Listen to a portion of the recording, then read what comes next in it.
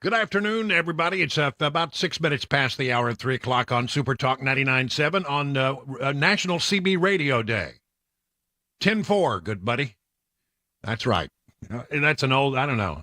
Does anybody even know what a CB is anymore? I don't know. That's probably a dated reference. I apologize. It's also National Taco Day. I can go with that one as well. Woo! Everybody's in favor of tacos. Man, I'm telling you. Listen, where to start? Yesterday I would tell you that I spent a great deal of time just covering events as they were happening. And so I sort of put on my reporter hat and my old, and tried to bring forth some of the expertise that I might have in a situation like this for having covered the institution of Congress. I don't know. I lose track of it. Probably about 13 or 14 years, all told. So I know a little bit about the institution, and I tried to bring that to the table yesterday, and I hope you found that helpful as we were working our way through a historic moment. I mean, history was made yesterday, but I didn't really spend a great deal of time giving you my personal thoughts about what was happening or giving you the analysis that I think you come to expect on this program. So I want to spend some time today talking about, what I think about what happened, rather than just, reciting the events that occurred. We often hear, people complain, well, you guys, you're all on the same page. You get your talking points and you go out and you march out there and you do your show and everybody's exactly the same. And, that is simply not true. Anybody who listens carefully to this radio station for more than, one show will get a sense that we bring disparate views. We bring different views. And that's not to say that any of these views are wrong. They're just different. I always try to bring to you analysis that is informed by the lens of having worked in the city. And a lot of people say, well, that's because, you got co-opted. You're just a swamp creature, Brian. Oh, okay, fine. If you don't know me by now, you will never, ever, ever, ever know me, to quote an old song. I've been with you for 6 years. I think that you have come to understand that I am a conservative. I am also a realist and a pragmatist. And I look at things and I try to understand why they are. And so I'm going to spend some time today telling you why Kevin McCarthy was doomed to fail as Speaker. You could look at it, probably the die was cast in last November, when Republicans took the House. They took the House, but they had a very small margin. They only had 5 seats more than the Democrats. And then we came to January, when it came time to, the first action of the House is to find a Speaker. That's why we don't effectively have a House right now. There is no Speaker. So, and it's not going to get resolved until sometime next week.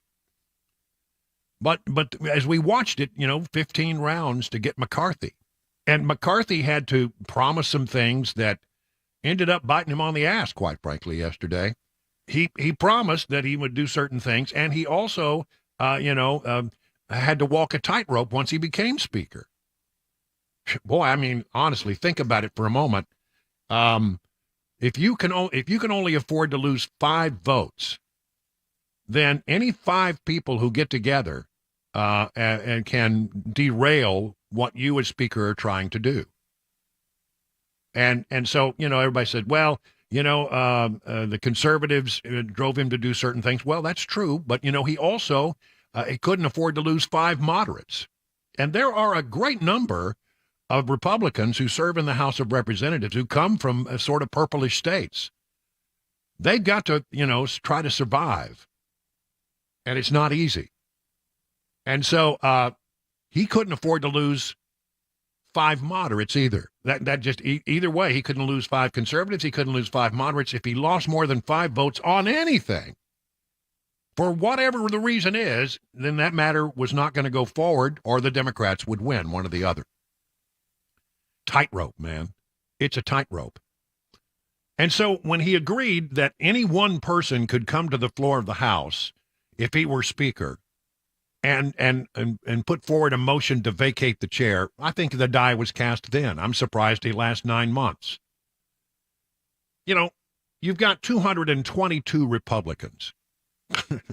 I was reminded of today, I was thinking about this, about, I at one point was a manager of people. I wasn't a particularly good manager, and I didn't stay very long, but I learned a lot in trying to manage about 200, about the same amount of people, about 200 people. I was responsible for a budget that was $34 million. And I was doing my very best to try to accommodate all points of view. And I learned very quickly you can't. In any institution, there's no way you can make everybody happy. I went in and I did some things. I rattled some cages, and I made some changes to the institution I was in charge of, to the organization that I controlled and was responsible for. And, some people liked it, some people did not. You're never going to please everybody. You can't keep everybody happy. In fact, one of the things that I was told when I was a manager is, you know what, Brian, you're going to learn something as a manager. 90% of your problems are caused by about 10% of your people. And I found that to be true.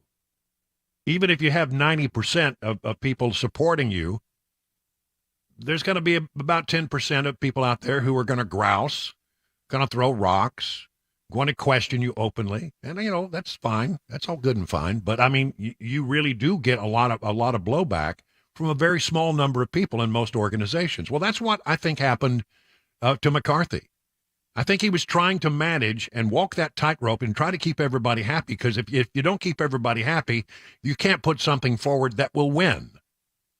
I mean, there's even a chance that once it leaves the House, it still won't win. But, if you have any chance of all of passing a matter that you like or you think is important, you got to have pretty much everybody on board. You can't lose many seats. You can't lose many votes. So it was probably fait accompli when he agreed to that at some point there would be somebody like Matt Gaetz. I would say Matt Gaetz, in my opinion, is a bomb thrower. I know him a little. I've been around him just a little bit, not much. And I've always thought that, he's an interesting guy. He's got some interesting ideas, but he likes to agitate. And maybe that's what you want. But he got up and called for a vacation of the chair, and he was able to find 7 other Republicans who would go with him. 96% of the Republicans in the House voted to keep McCarthy. 4% voted to kick him out, and because of that, the very narrow margins that he has, you have to have 218 votes, and he couldn't get there. Well, it was a little less than 218 yesterday because some people weren't there. But you have to have, you got to have a majority and of those voting, and he didn't get there. And so he had to be relieved of his speakership. He was relieved of his speakership. So with all that said, we now effectively have a House of Representatives that is not able to function. I've been talking to members all day on the phone, trying to, get a little background information. And most of them are coming back home or are already back home. I talked to one congressman who's already back home. And they're not going to take a vote on this until next week. And they're going to go into conference, and they're going to keep trying to do it in conference until they can find, well, there are 222 Republicans. You got to find somebody that 218 of them can agree upon. That's not going to be easy. That may take a while. Scalise, name is mentioned. He's got some health concerns, but a good guy. You got Jim Jordan, somebody who is also a good guy. I think everybody would agree, a conservative. You may have other names that are thrown out there. I like Byron Donalds a lot. I haven't heard his name mentioned, but I think he'd be a great person to choose. It would be a good person. Mark Green, I am told, I had not heard this until just a few minutes ago, but Mark Green has taken his name out of the running. He does not want to be speaker. So there's some good people out there, but can you get to 218 out of 222? That's the goal.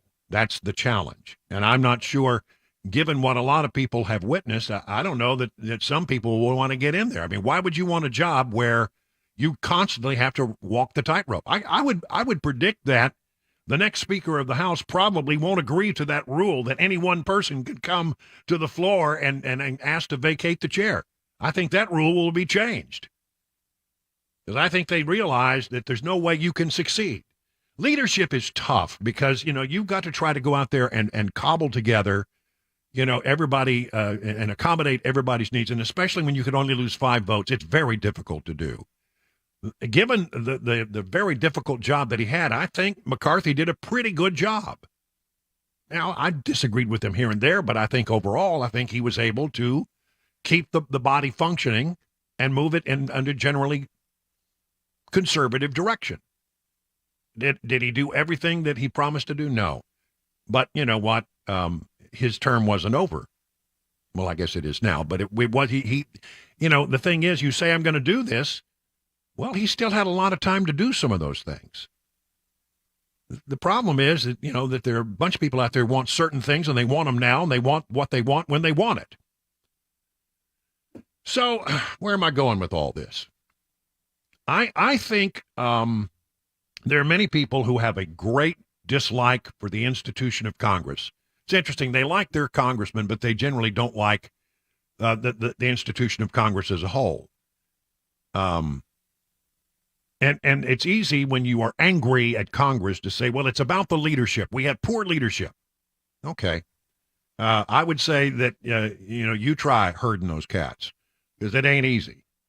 It's pretty tough.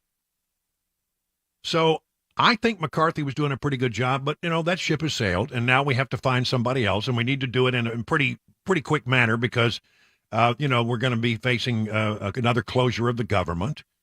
We need to get the other appropriations bills. Right now, nothing can happen. Nothing can happen. So I don't know what the solution here is, but I think there needs to be an understanding that, I believe in majority rule. And I believe that basically 8 members of the House of Representatives completely hijacked Congress. I mean, the Senate really can't do much in the way of passing legislation. I mean, they can pass it, but nothing becomes a law until it goes through the House, and the House and Senate agree and send it to the president. And with the House of Representatives effectively unable to do anything for a while, nothing is going to move. So I don't know how we solve this, except that I think there's going to have to be an understanding that if you're a member of the Republican caucus, there are going to be times where you're not going to be able to get the things that you want all the time. You can't get what you want all the time. And there's going to be times where you have to accept some level of compromise. Compromise used to be a word that wasn't so dirty. Now it's a dirty word. Look, you really want to know the truth of the matter. Democrats control the White House. They control the Senate, and they control almost half of the House. So you wonder why so much, liberal legislation gets out there. It's because Democrats control a great number of the institutions that make these decisions. So how do you solve it? Well, you go out and you elect people, and you win elections. And you recognize what it takes to win an election. I'm going to spend some time here today talking about what some people have said about the events of yesterday. You may get really angry with me, and that's okay. Because you know what? We have these things called cell phones, and we have this special line, 615-737-9986. Call me up. And throughout, this hour at least, we'll have a conversation. You may think I'm a bonehead. Well, okay, we'll have that conversation. We'll talk about the things that you believe, and then I'll talk about the things that I believe, and let's see where we're in agreement and where we still will disagree. The other thing is, let's try to do this in a way where we can disagree without being disagreeable. You know me. You know where I stand on most things. I think I consider myself a conservative. I think most people would say he's a conservative guy. But let's see. Let's see where we are. And let's see if we can come to an understanding about what happened yesterday and why I have great concerns about the way things unfolded on the House of Representatives. All right, 615-737-9986. In a minute, I'm going to play some sound. We're going to take the whole hour to do this. So get on the line, get your thoughts up. I really do want to hear what you think, even if you think I'm a total bonehead. It is now 20 minutes past the hour of 3 o'clock.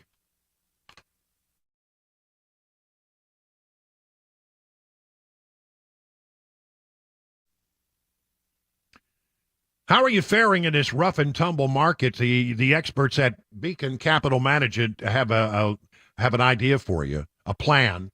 Here's the thing. They will assess where you are. All you got to do is pick up the phone and call this number, 615-488-9303. And they will ask you some questions. And then they can help you, if needed, to make some mid-course corrections. Wouldn't it be great to have peace of mind?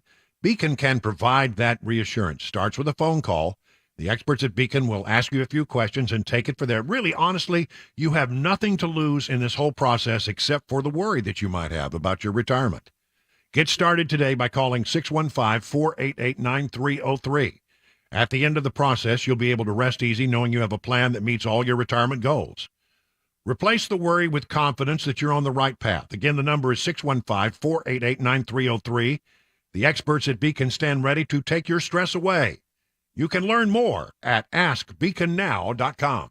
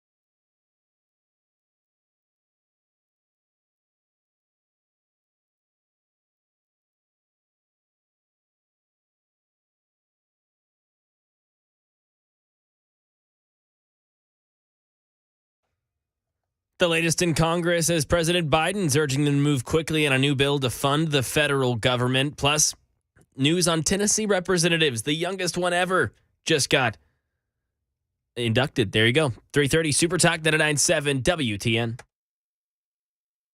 We got Mason Fleming is in the control room with all the blinking buttons taking your calls right now. 615-737-9986. Brian Wilson in the chair. And we're going to be talking for a little bit about what happened in the House of Representatives yesterday. A lot of people have been very critical of the Tennessee delegation. If you're within the sound of my voice in Middle Tennessee, then every single one of the representatives who represent you, save Tim Burchett, voted to support McCarthy yesterday. In fact, all of the names that have been put forward as potential replacements for McCarthy were people who, in fact, supported McCarthy yesterday. So it's going to be interesting to see how this all gets resolved. To the phone lines we go. David in Middle Tennessee. David, good afternoon. You're on with Brian on the Drive. So tell me what's on your mind with regard to this whole thing, David. Hi, Dave. So, ultimately what I'm thinking about every day on my drive home, hour and 15 minutes, is what's going to happen in the future? Who's going to lead this charge to bring our country back to greatness? I served 4 years in the United States Army, 10 months deployment in Afghanistan. I come back in 2018, and shortly after COVID hits, the pandemic hits, and our country just splits in two. And currently right now with the House Representative Matt Gaetz and former Speaker McCarthy, it's just another representation of how we are very divided. And really, honestly, I guess I just really wanted to call in and make a comment as a United States Army soldier, who has gone overseas and attempted to defend our freedom and the rights that we take so very much for granted every day. Listen, David, first of all, let me say that first of all, it's become sort of a hackneyed phrase, but I really do mean it. Thank you for serving. Thank you for your time and service to this country. You come with a perspective as a result of having done that, and you come back to this country and you feel like it's divided. I think we've been a 50-50 nation more or less for some time now, but we are more polarized, perhaps more intolerant one side of the other than we were before. And so, I think that's sort of what we got. The positions have hardened very much so in recent years. But look, I will say that, I did hear today that members of the military got paid on the 1st, and they're good, I think, till the 15th. The government, by the way, they pay once a month, at least that's my understanding. And so they got paid, and they would have been good for a month if the government had closed down. But, it was averted, but we're going to face it again here in just a short while. No doubt about that. David, thank you so much for the call. Ray in Nolansville, you're on with Brian on the Drive. What do you say, Ray? Hey, Brian. Thanks for having me, man, real quick. You bet. I just need some help, and I don't know if other people throughout your listening area feel the same way. I hear you say this a lot, and you say, if we're all tired of what's going on, we need to vote, we need to vote, we need to vote. And I completely agree with that. But my reservation with voting is what has transpired, like with Katie Hobbs and even what happened with Biden. I don't trust our voting system, man. And I know that that's the only way that you could, make things change is go ahead and vote in who you want. But how can we as Americans do that if we firmly believe that it's tainted, that it's rigged? Do we have a chance to make the change? And I just want you to help me with that, because that's what's got me kind of depressed and mad. Like, how can I make the change? I understand. Yeah. And look, I'm not among those who believe that the election was stolen per se. I think were there irregularities here and there? Yes. But I think the way you win elections is to have such superior ideas that you get such an overwhelming response that people will come to you. Now, look, if we are a divided nation, that means that you got about a third, let's just make some round numbers here, third who are conservative, third that are liberal, and third that are, not all that interested in politics. They're the mushy middle. Sometimes they go left, sometimes they go right. Well, you don't win. I've said this before, and everybody gets mad at me, but it's true. I am absolutely 1,000% sure of this. You don't win if all you have is your base. So you have to have positions that will at least appeal to some people in the middle, enough people in the middle to actually win an election. It's just, I mean, it's just math, you know. Now, people have always questioned my math, but I'm right about this. When you divide the country into thirds, you've got to have, you know, more than half, and that means you've got to get some part of the middle to come your way. I do believe, you know, that there have been some irregularities. Don't get me wrong, but I don't think that we are. I don't think that the irregularities were enough to overturn the election. I know that's again a controversial position, but that's the way I look at it. So let's continue to work toward getting people who can actually, win minds and hearts with good positions. I think our positions are good. I think they are. Listen, we're going to keep the phone lines open and just call us at 615-737-9986. A little late getting to the news, but I had a lot of things on my heart that I wanted to get off and talk about here. We'll talk more about it in a minute. It's time for the news with Mac Morey on Super Talk 99.7.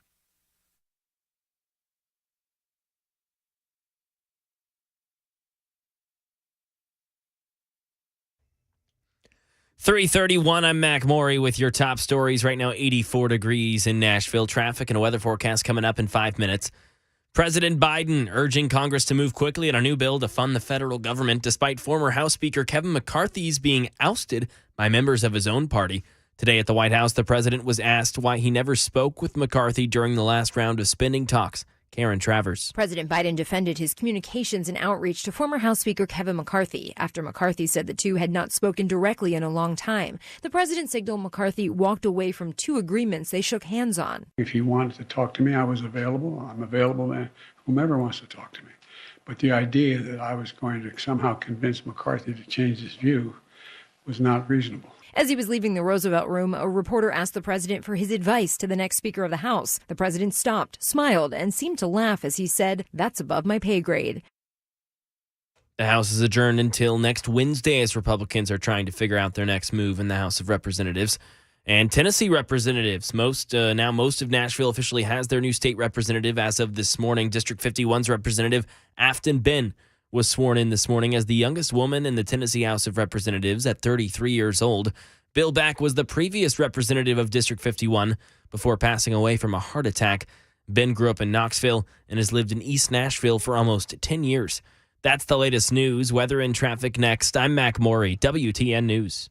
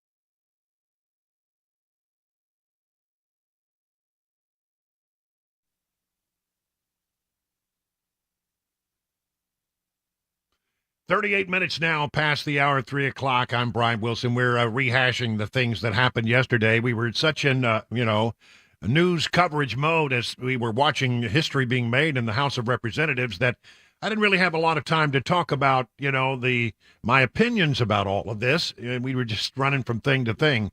But I basically, I find myself in disagreement with many of the opinions that I have heard. Because I believe, it was a difficult job for McCarthy to sort of walk this tightrope. Now, look, you're entitled to disagree with me. And if you really do believe that I'm just, Wilson, you are a boneheaded, knot-headed, you basically are just an idiot. Well, and that's okay. Call me up and let's have a conversation about it. I'm not afraid to have a conversation. We can do that we don't have to, we may disagree. We don't have to be disagreeable about it. Then let's just have a good, thorough conversation. Maybe you got a point that will change my mind. It's entirely possible. I've been known to do that. Let's go to Joe in Nashville. Joe, you're on with Brian on the drive. Joe, so tell me about your feelings about what happened yesterday. Well, Brian, most days I really agree with you, and I actually knew I'd heard of you and seen you out in Texas. My wife was actually from Pampa, Texas, just outside Amarillo, and I've actually seen I seen you do the weather, I think, when you were talking about that a couple of weeks ago. Yeah. So I had to look your picture up when you said that you were out in Texas doing the things that you were doing. What I think is, and I called Matt Murphy day before yesterday, and then a young lady after me had called in and gave out Kevin McCarthy's phone number. I left 3 messages that day because I asked Matt Murphy, what do I do? And when is it time to act? Because, I hear you tell the stories about your dog and cabana wife and sitting at home by the pool while you're doing your broadcast. I'm ex-military, worked my whole life at something, whether it be I had a bunch of businesses out in Texas over in Pampa, and I drive a truck now. I go back and forth 200,000 miles last year. I haven't had a day off since April of 2021 other than just doctor's appointments. All right, but how does it let's get back to the topic at hand. Right, I'm getting back to it. Okay. At some point we have to throw a grenade in that mess up there. When I hear about them taking 6 weeks of vacation this year, and then they slammed the gavel down yesterday in the midst of all this and go home until next week. They took $550 out of my check last week. And if you add that up times 4.2 weeks in a month, that's more than I make in a week that they're taking away from me to support things like gender studies in Pakistan, to support a Ukrainian wall in the most corrupt country in the world. It's time for it to stop, Brian.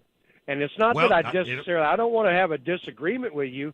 I'm asking you the same thing I did Matt and the same thing I did Chris when I relayed to Chris's show the next morning the phone number to Kevin McCarthy's office. What else can we do?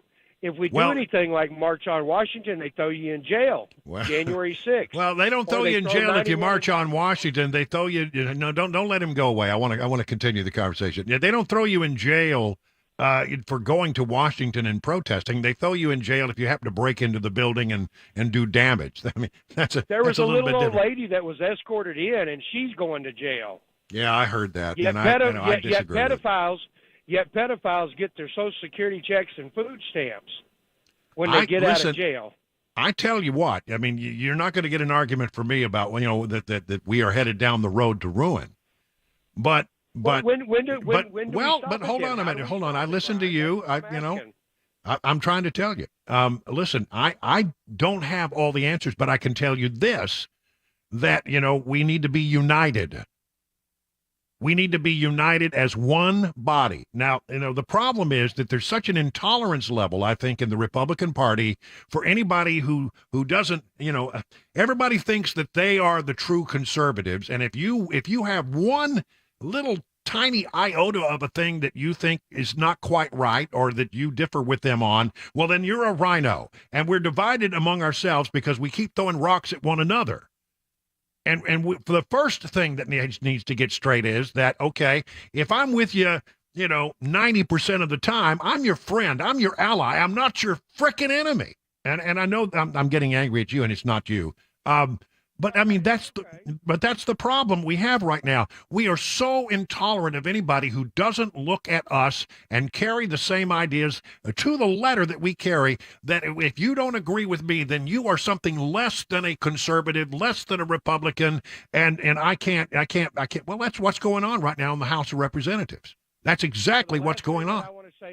Last thing I want to say on it, Brian, Okay. is if I don't do my job, I don't get paid, and I don't hide behind the troops, saying that the troops ought not be on the table as far as not getting paid. Congress is the one not doing their job, and that needs to change. When they don't do their job, and the only job they really have is to pass a balanced budget, they're the ones that shouldn't get paid.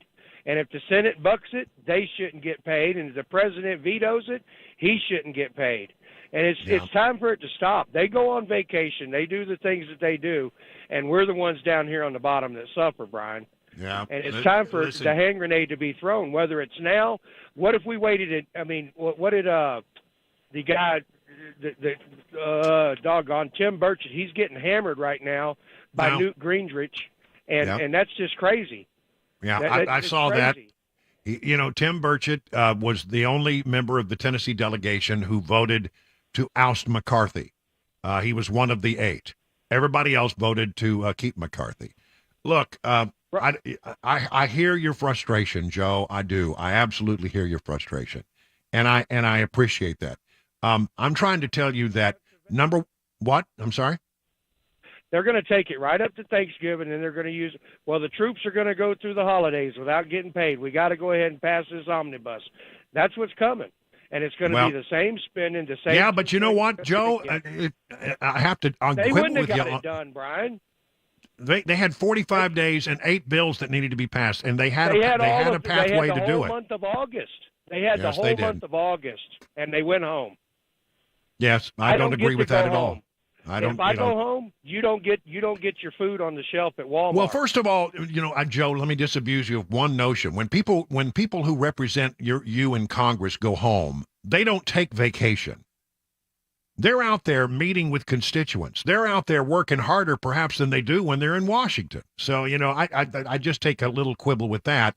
Maybe they do take a week of vacation. Everybody's entitled to a week, and August is when a lot of people do that. I'm just saying that it's when you say that they went back home and you just assume that they're not doing anything while they're back home. That's not true.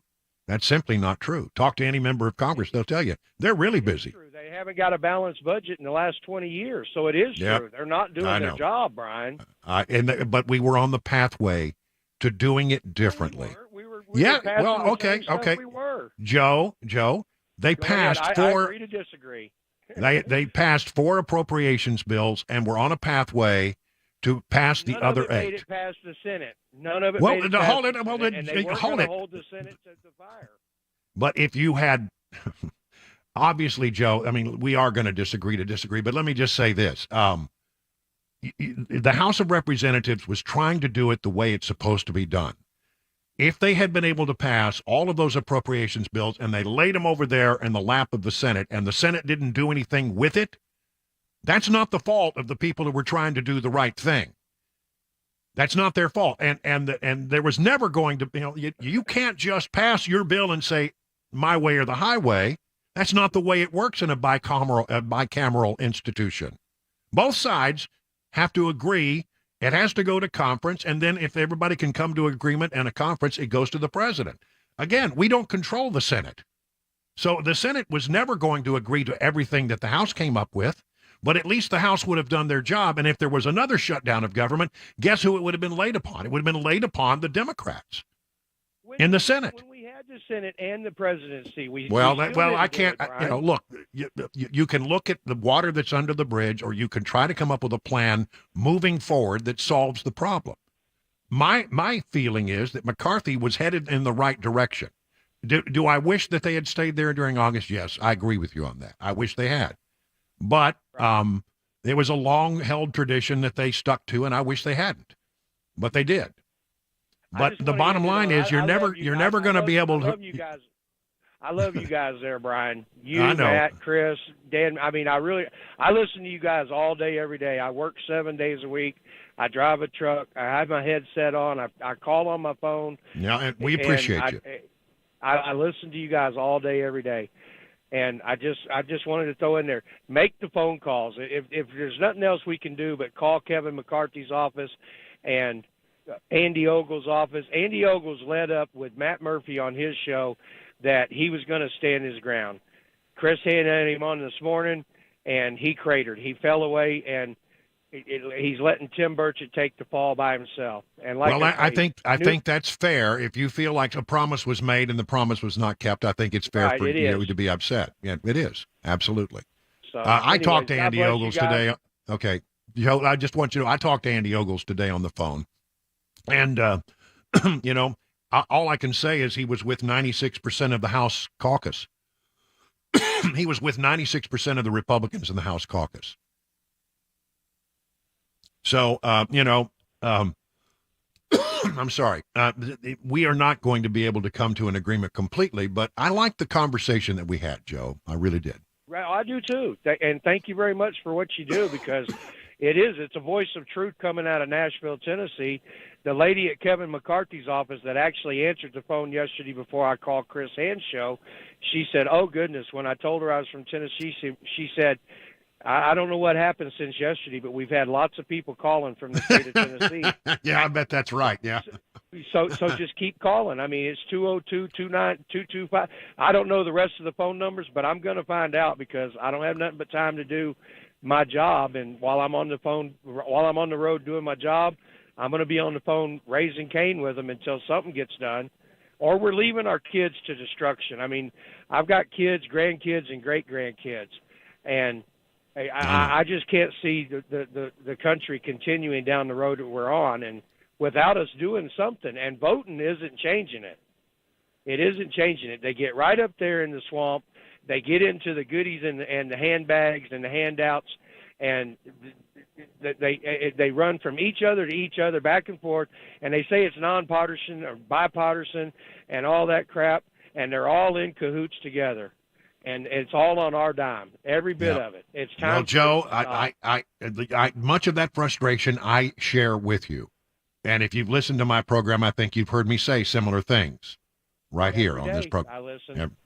All right, man. I appreciate you. I love you. I appreciate you being willing to have it, as we say in the when we were covering Capitol Hill. I appreciate the colloquy that we just had. All right, look, the phone lines are going crazy, and we're going to be talking about this for quite a while, because I think we need to have this conversation, and I'm happy to have it. But right now, it's 51 minutes past the hour of 3 o'clock.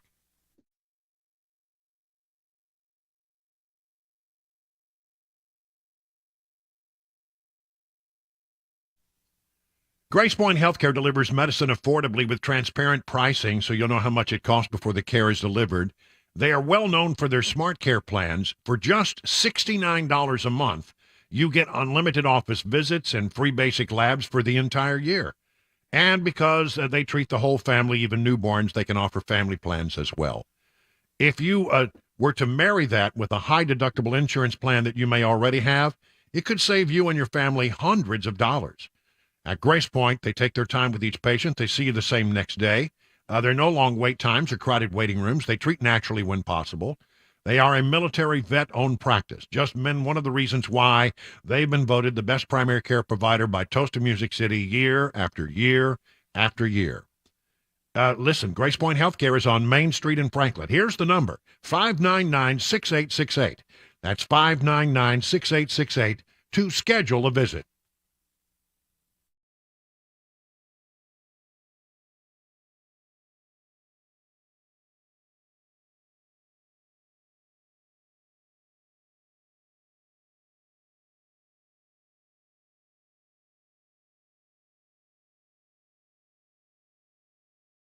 If you have a 401k at work, chances are you've seen something called a target date fund.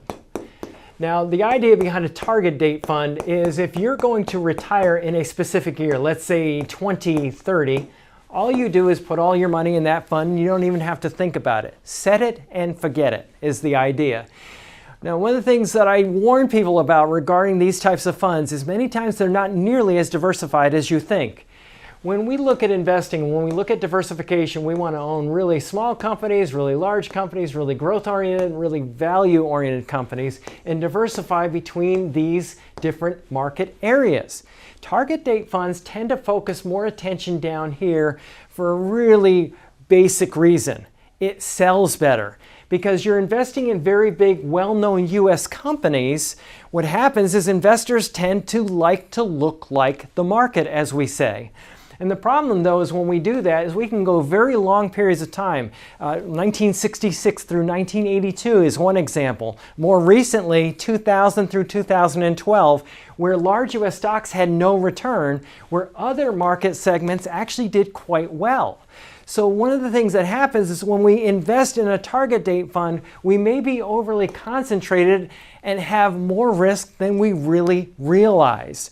So if you want to learn more about our approach to investing and financial planning and how we educate investors, go to paulwinkler.com and set up a free 15-minute phone call, or you can call 615-851-1950.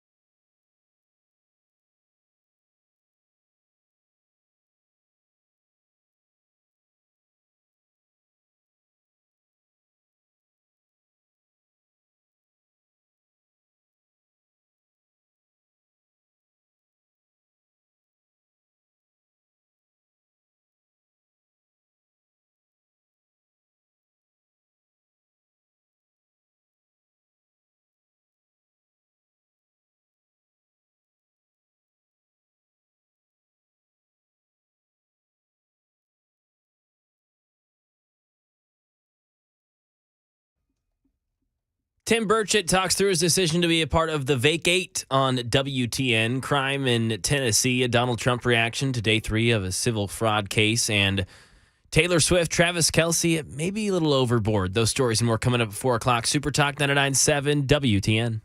All right, let's take a look at the numbers for the market. And by the way, if you're on the phone line, hang on. We're going to continue this conversation into the next hour, and the phone lines are open. Listen, Dow Jones Industrials up 127, S&P up 34, NASDAQ up 176. Oil is down just a bit. It's actually fallen below the $90 a barrel. West Texas Intermediate crude at 84 a barrel, Brent crude at 86 a barrel. Let's check in with John Maxon over at Beacon Capital Management. He's got details on a new job report and what it means. Hello, John. Hey, Brian. Yeah, kind of competing days in the market. Yesterday, we got a bad jobs report. Today, there was fewer jobs that were created than what the market had anticipated through the ADP report. So kind of the tale of two tapes. And so the market really cheered that, because that was the lowest amount of jobs reported from that ADP report since really early 2021. And it's around this narrative of whether the Fed is going to be able to stop raising rates or not. A big part of that is whether the labor market is cooling or not. So it's going to be important. Friday, a really big jobs report comes out, the U.S. employment report. So that's going to be something to pay close attention to, and it may move the market either way. But good day today. All right, thank you very much, John. Learn more about all the things they can do for you over at Beacon Capital Management by going to their website, askbeaconnow.com. 59 minutes past the hour of 3 o'clock. We talk all the time about United Structural Systems, what a good company it is, 25,000 satisfied residential customers. They've been around for a quarter century, and many of the people who work there have been there since day one. That's right. That's the kind of company they are. And we read occasionally some of the reviews that they get over there. Here's one. Recently had our foundation repaired by the team at USS, and it was an exceptional experience. They finished ahead of schedule, kept us informed every step of the way, restored everything perfectly, even after digging deep into our lawn and tearing out concrete. Their professionalism and courtesy stood out, working seamlessly around the other vendors at our house, and explained all changes up front. Communication was top-notch and friendly. The process was smooth. I mean, what else do you need from a company? This came from Joshua, by the way, in Nashville, and I've got a whole sheet here of person after people after people after people, homes after homes after homes, where they have said similar things about USS. If you've got a foundation issue, if you've got a waterproofing issue, if you've got the cracking bricks, you know all the signs. Well, reach out to USS. USS, you guarantee their best, serving Middle Tennessee, Southern Kentucky, Western Kentucky, Northern Alabama, online at ussstn.com, or call this number, 615-488-7855.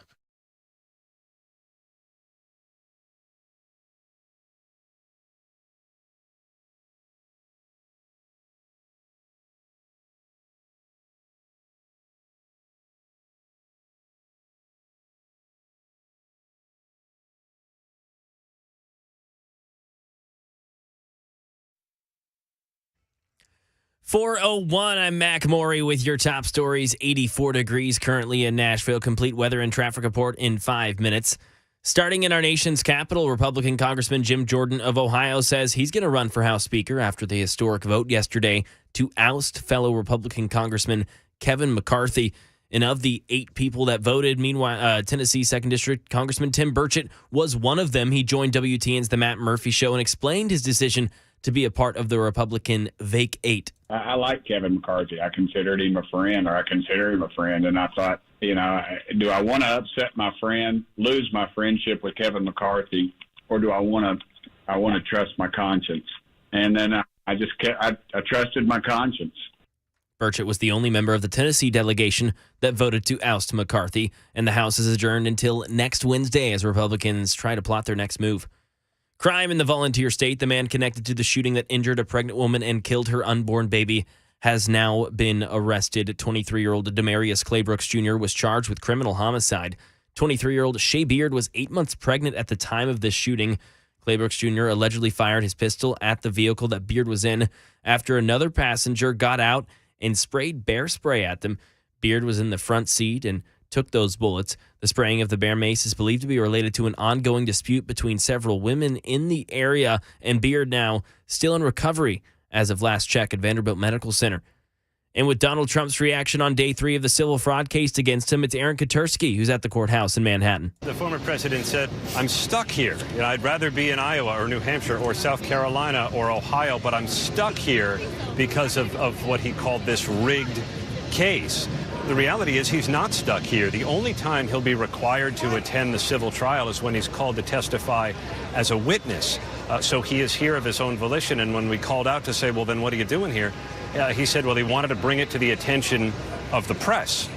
In some entertainment news, it seems he can't get away from Taylor Swift, Travis Kelce stories these days. And when it comes to the NFL, Kelce says he thinks the league's overdoing it. Jason Nathanson. At Sunday night's Chiefs-Jets game, Taylor Swift showed up with a bunch of famous friends, including Blake Lively and Ryan Reynolds, and the NBC cameras made sure we knew that. I think it's fun when they show who all is at the game. Chiefs tight end and rumored Taylor Swift boyfriend Travis Kelce on his New Heights podcast with his brother Jason this week, discussing all of the media attention. And while Kelce said it's fun, but at the same time, I think they're overdoing it. They're overdoing it a little bit. For sure, especially my situation. The Chiefs play the Vikings this Sunday in Minnesota. No word yet if Swift will be at the game. And that's the latest news. Traffic and weather next. I'm Mac Morey, WTN News.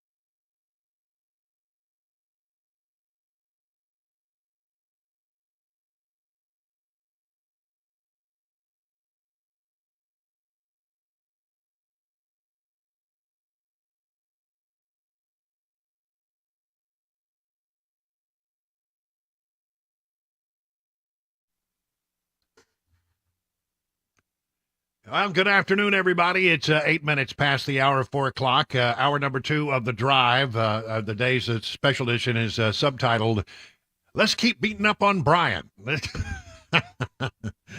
it's okay. I'm all right with it. I mean, it's all in good fun. It's all, well, no, it's actually, it's very serious things. And these are the conversations that we as conservatives and Republicans need to have, and so I don't agree with most of other voices you may have heard, or maybe even that, your strong feelings with regard to what happened yesterday. I think it was a mistake. And I think that you had a situation where 4% of the Republican caucus decided they knew better and forced the removal of the Speaker of the House. I think the fact that we have a non-functioning Congress is not a good thing.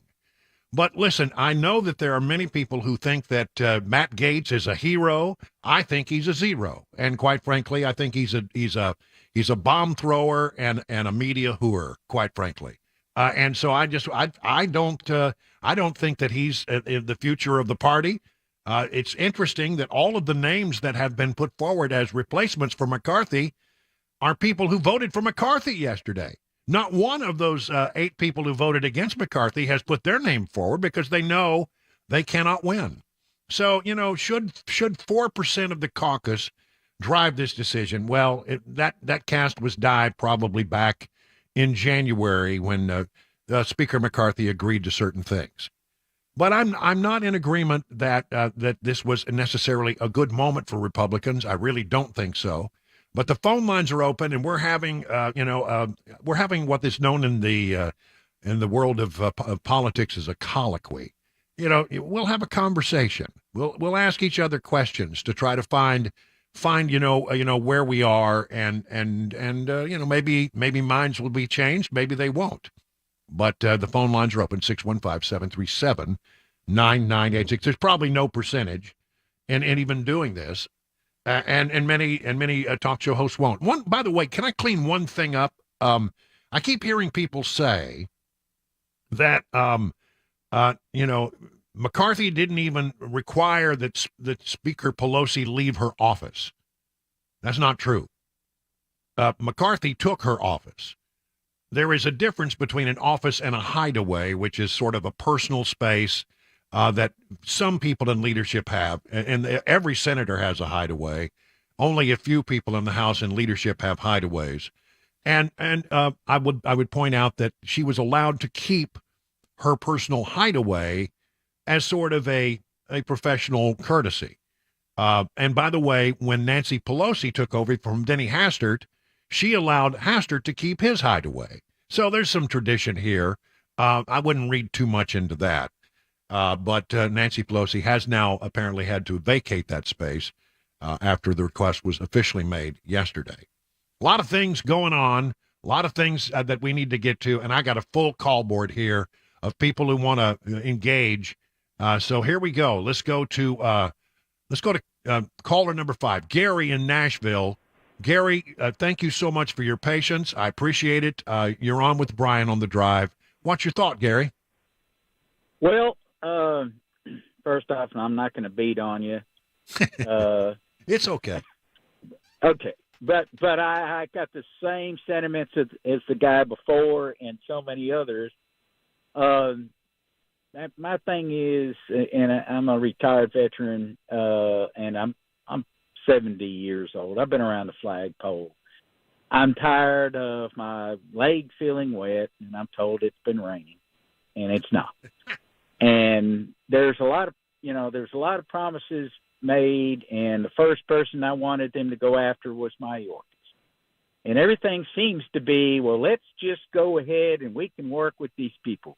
You can't work with somebody that hates the country and hates the people and even hates the veteran. I've known this since the Vietnam era. These people you can't work with. And you can inch your way along, and now we're kind of like, think about this. We're on a 45-day cycle, but there's going to be 1 week back home. But it's a 45-day cycle, and now it's turkey time. Oh my gosh, we can't starve children.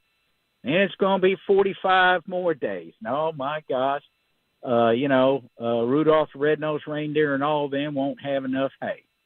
Well, I think Andy Ogles had a good point. Andy Ogles, who, by the way, voted to support, I'm sure he doesn't want me reminding you of this, but he voted to support McCarthy yesterday. He had a good point about that. He said, I really wish that if Matt Gaetz was going to bring this matter, that he would have waited until the 45 days were up. Because we would have been through, I think we could have gotten through all the appropriations bills. And then you lay them over on the table in the Senate, and they've got to deal with it. And if they choose not to deal with it, then it's their shutdown, not the Republicans' shutdown. And then if you want to challenge, the speakership, I think that would have been fine. But I like the idea of saying, let's go ahead and push through. That ship has sailed. But go ahead, Gary. I want to hear more about what's on your mind. Okay, so the ship has sailed. It's kind of grenade throwing time. Of course, if you've been a veteran in combat units, we were throwing grenades a long time ago because, run over the darn enemy because, you can't work with them. They're gonna do everything, every game they can. And I lost it when Nancy Pelosi tore up a president of the United States. Well, me too. I did too. Yeah. And there's been nothing but harassment. But who's the enemy here? Is McCarthy the enemy? No, he's not. No, he's not at all. No, I like McCarthy. The thing is, we're tired of, close the border. Stop.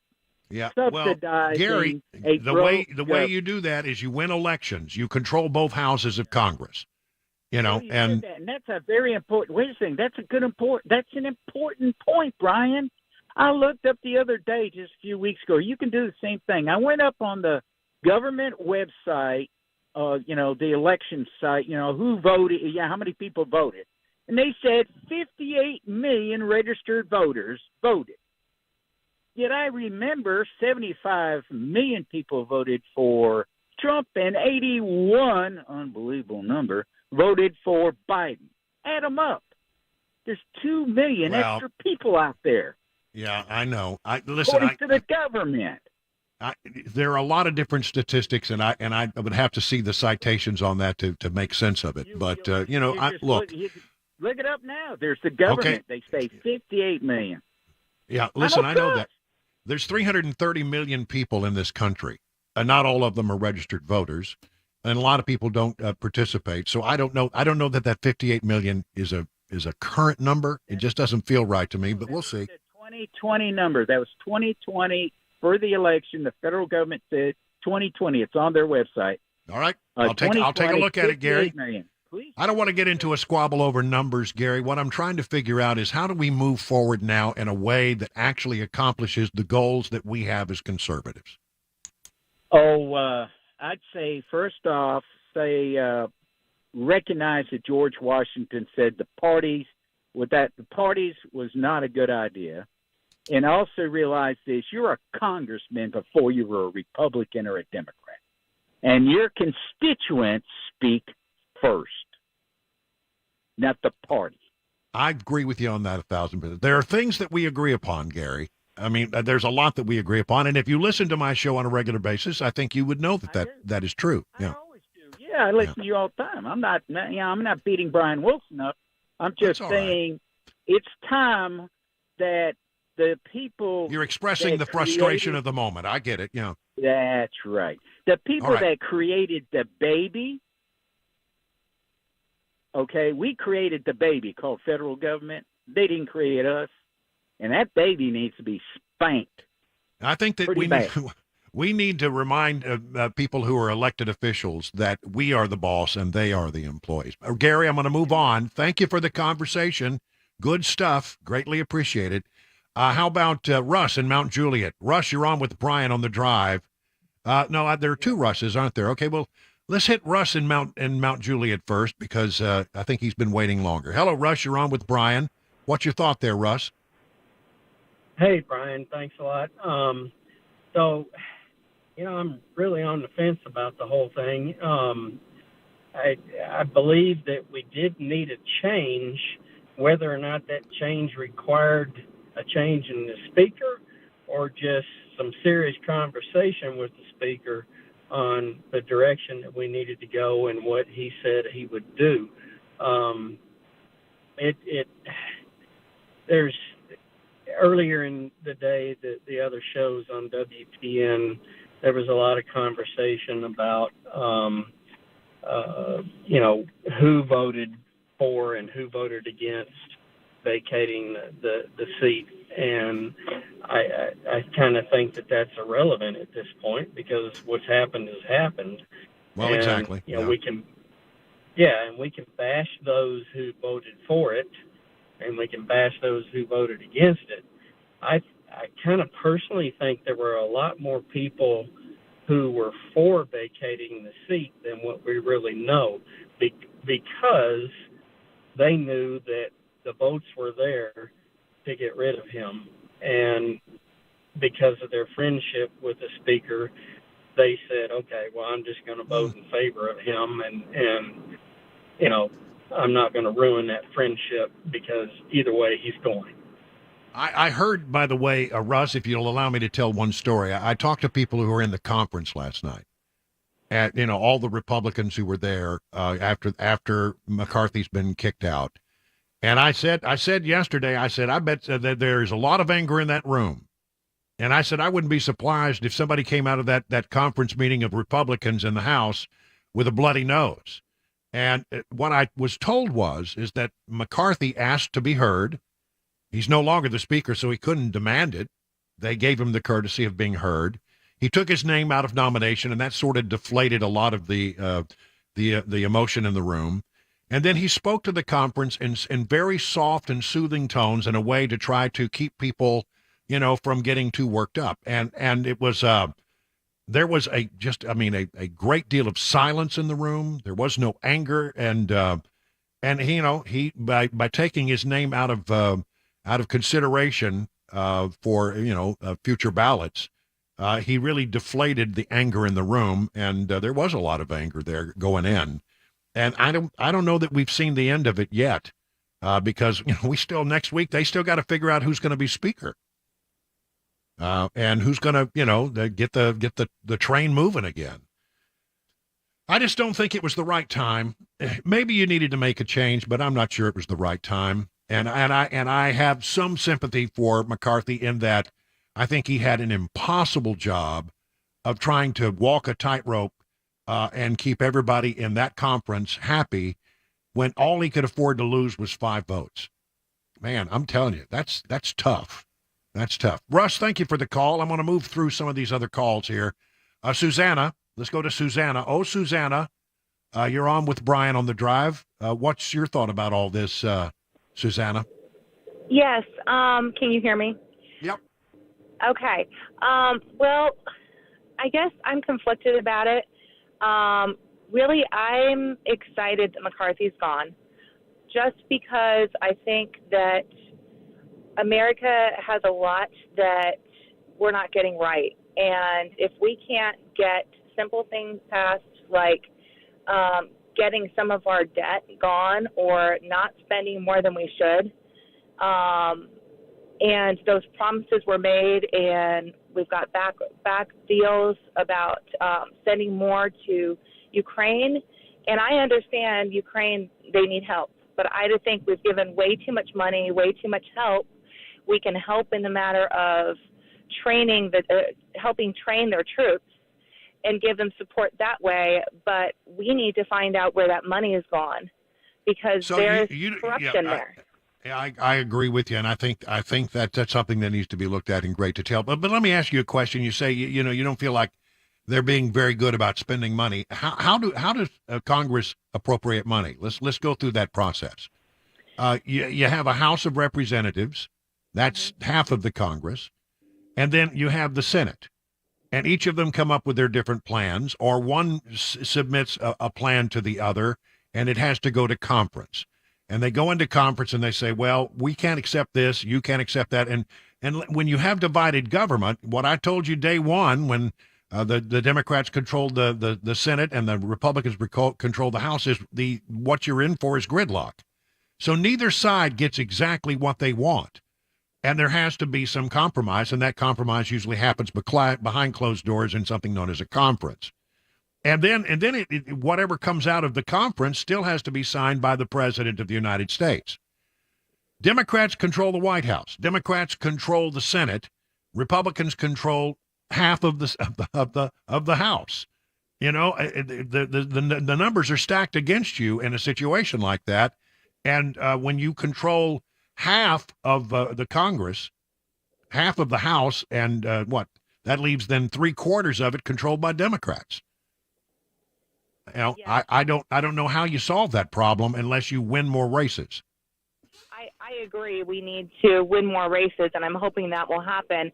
My thought on that is if we could have where we just have a bill that it's like one thing at a time, like the military spending, or one area and of Susanna, the budget that's exactly what Speaker McCarthy was in the process of doing. Exactly. Yeah, I see that. I guess, you know, I do want more, and I did see improvements with McCarthy, and I don't think this was necessarily the right time to oust him. I think it needed to happen because I do feel like he had made a lot of promises that he hadn't done, but I do think that it was wrong timing because I did see, you know, we were passing more than we had. But when things like, you know, the budget line and everything, if we could get more in there and just like save, you know, pennies on different things and actually get some of the debt out, you know, I guess my thing is we've got all these issues. There's so much going on with like sex trafficking, child sex, and all that thing. If we can't settle that and figure out and all agree, and I'm okay with us working with the Democrats, that's perfectly fine, but not compromising our values. Surely there's got to be a few Democrats out there that can agree that we don't want children to be raped, and we don't want this stuff to happen. I think, yeah. And listen, I'm really sorry that I have to cut you off here, but I have gone way over my allotted time, and people are screaming at me, so we need to get some commercials in here. But thank you, Susanna. A great conversation, and I appreciate you listening to The Drive here on Super Talk. It is, I'm embarrassed to say, 26 minutes now past the hour. Let's see if we can salvage this thing and get back on track.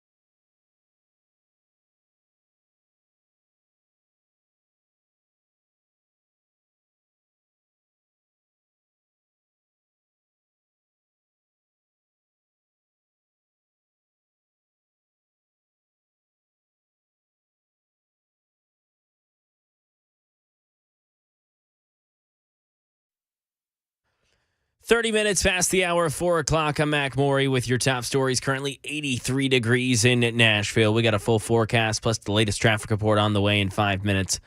The race to succeed Kevin McCarthy as House Speaker is shaping up. Here's Stephen Portnoy. There are 2 declared candidates thus far. One is Ohio's Jim Jordan. The chairman of the Judiciary Committee was founding chair of the House Freedom Caucus. He's a fierce defender of former President Trump and a lead proponent of the impeachment inquiry into President Biden. House Majority Leader Steve Scalise, who has long served in top leadership posts, has also announced a run for the gavel. Scalise is currently battling blood cancer. And the House is adjourned until next Wednesday as Republicans are trying to plot their next move. A fatal crash in Tennessee. 2 people now dead after a 3-vehicle crash in Pulaski. It happened this morning. 20-year-old Ashton Michael Geiger of Indiana and 83-year-old Charles Jenkins of Tennessee were both killed in this crash. Geiger was driving at a high rate of speed going south on South 1st Street when he ran a red light and hit Jenkins and another driver. That other driver was only injured due to the crash. Now over to some money news. Daria Albinger walks us through Wall Street today. Stocks rose as oil prices fell. The Dow was up 127 points a day after it wiped out its gains for the year. The Nasdaq jumped 177 and the S&P closed up 34. Oil prices tumbled, which takes some pressure off of inflation and the threat of interest rates staying very high for the foreseeable future. Then again, that may not be the case for long as far as oil is concerned. Saudi Arabia says it will maintain a production cut of 1 million barrels a day through the end of the year. ADP says private employers added 89,000 jobs last month. That was far fewer than analysts had expected. Got returns? Give Uber a call. The ride-hailing service is now offering to return packages for a fee. Drivers will collect up to 5 prepaid and sealed packages and drop them off at a local post office, UPS, or FedEx store for a flat fee of $5 or $3 for Uber One members. And that is the latest news, traffic, and weather on the way. I'm Mac Maury, WTN News.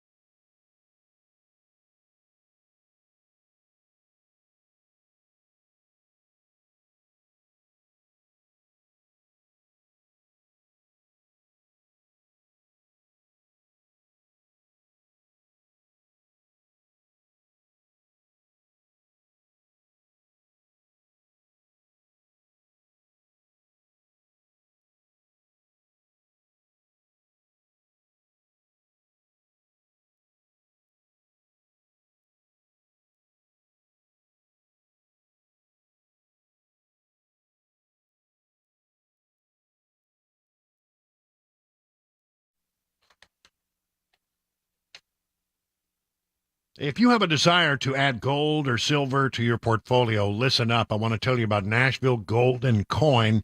If you're looking to buy actual, real, hold it in your hand gold, silver, or bullion, it's the place I do business, and it's the place I recommend. I mean, start building real generational wealth today with my friends at Nashville Gold and Coin. They're always available to discuss your options, educate you on the precious metal markets, and help you preserve your wealth. Do what I did. Go to Nashville Real Money Source, NashvilleGoldandCoin.com. Now, the other thing, when they say gold and coin, the coin thing is sort of interesting, too. I took in a bunch of coins. I didn't think I had much. It turned out to be worth about $1,650. So whether you're in the market to purchase precious metals or you want to find out what the coins might be worth in your closet, schedule a one-on-one consultation today. That's how they work. They sit down with you, they educate you, they talk you through it. I think you're going to enjoy your visit at Nashville Gold and Coin. Go to NashvilleGoldandCoin.com. That's NashvilleGoldandCoin.com.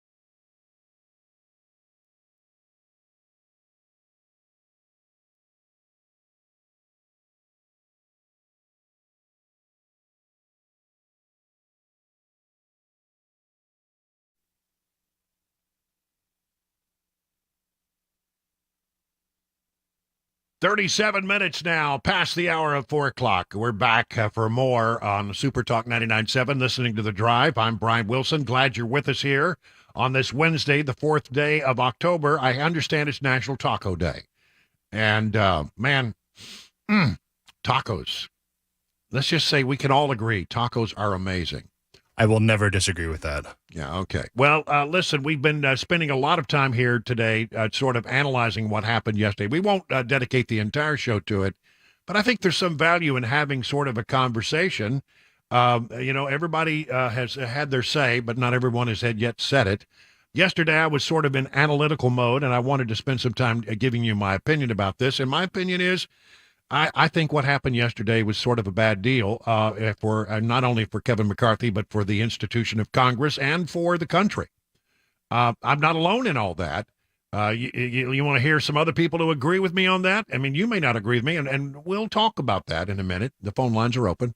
But here's Trey Gowdy. We have this gift of leadership we were given last November. Narrow, but a gift of leadership. And so the whole country is watching. Of all the problems we have, in this country, Republicans have decided to kind of air out personal grievances. So Hakeem Jeffries and the rest of them are just sitting there saying, you know what, have at it. Whoever the new speaker is, don't worry, you won't be speaker for long because we're going to retake the House next fall. And right now they'd be right.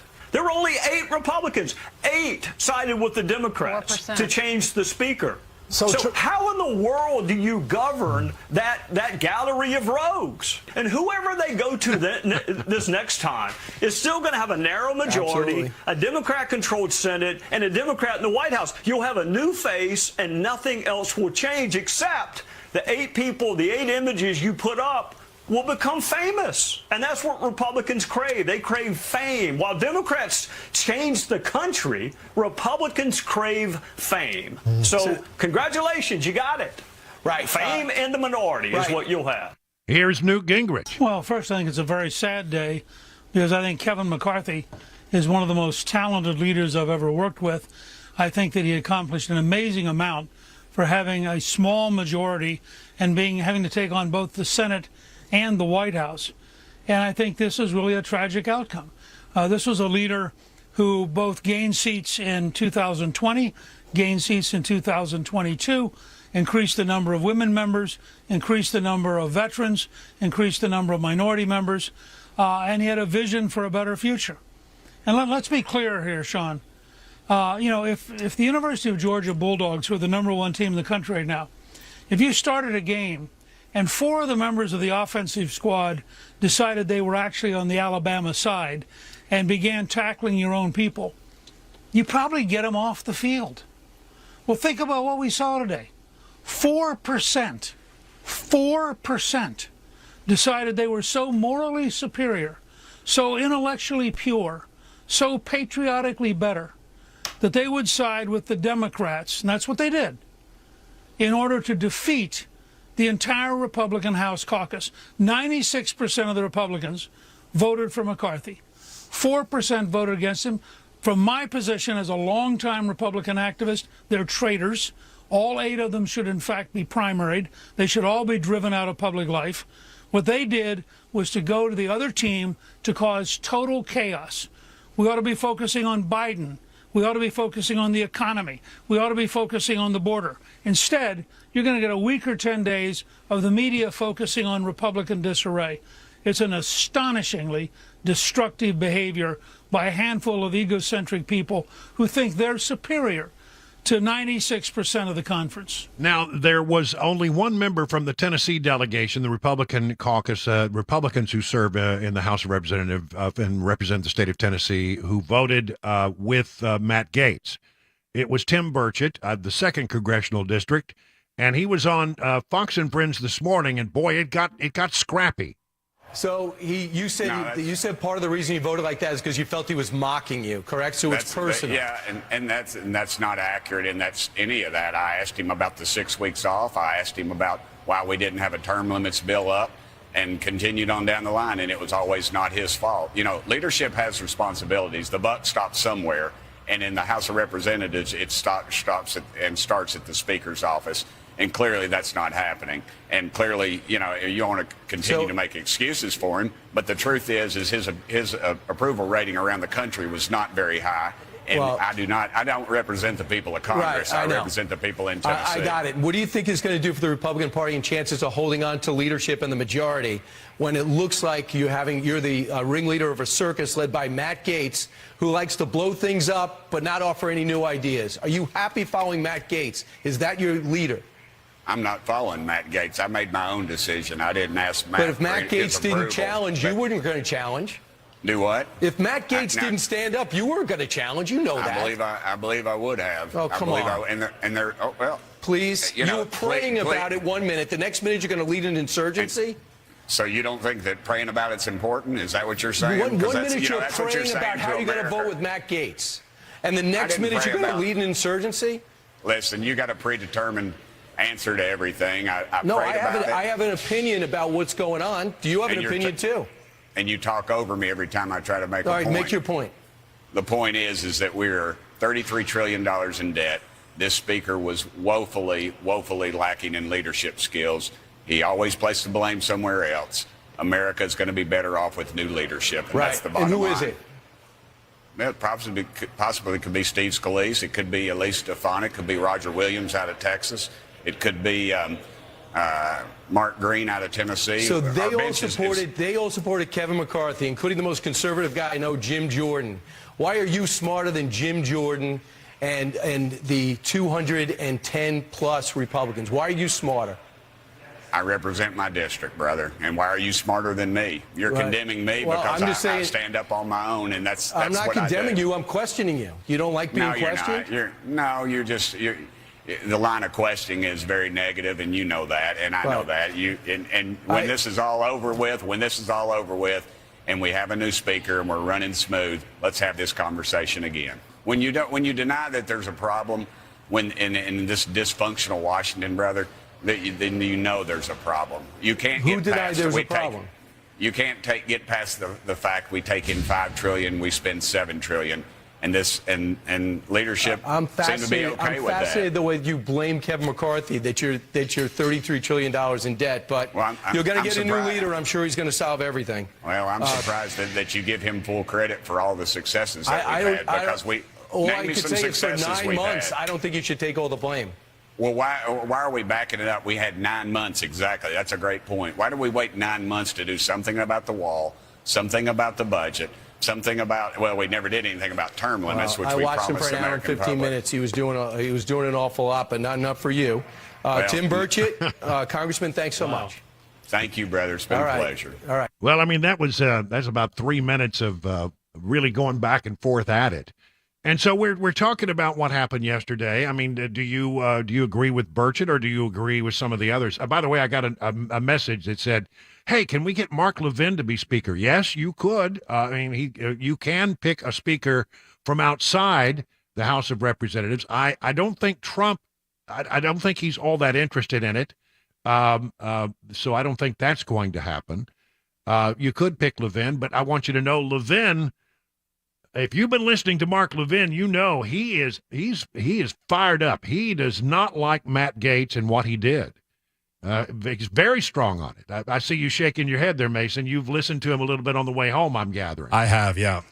I think the term I heard him use to describe Matt Gaetz is a reprobate. Yeah.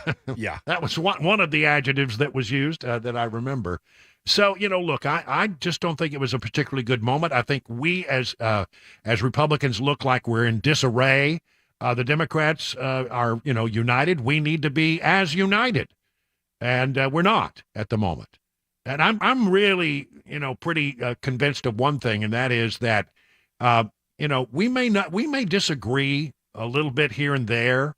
I mean, you may not agree with everything that I believe, and I may not believe everything that you believe, but, I think we're probably in agreement on about 95% of things.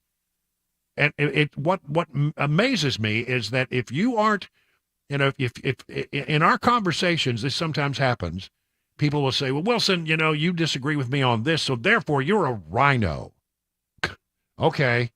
I guess you haven't listened much to my program, But one way or the other, I mean, I think if we're in agreement on about 95% of things, then let's go forward and beat the crap out of the Democrats who, we really do disagree with. That requires a little bit of unity and a little bit of discipline. And none of that was on display yesterday. To the phone lines, 615-737-9986. Let's see, who's been waiting the longest? Poor Larry has been waiting the longest. Larry, you're on with Brian on the drive. What do you say, Larry? Hello, Brian. Hey. Good to talk to you. You're from Odessa, Texas, right? Yep. What's your thought, Larry? Well, I was going to talk about the upcoming election, but after hearing that last guy, my head's are spinning. But Texas is your hometown, Odessa? That's right. Hey, man, I love Texas. I've been all over it. All right, what's your thought about this current thing? Well, I think we got a problem with focusing on what's really important, and that is securing the election.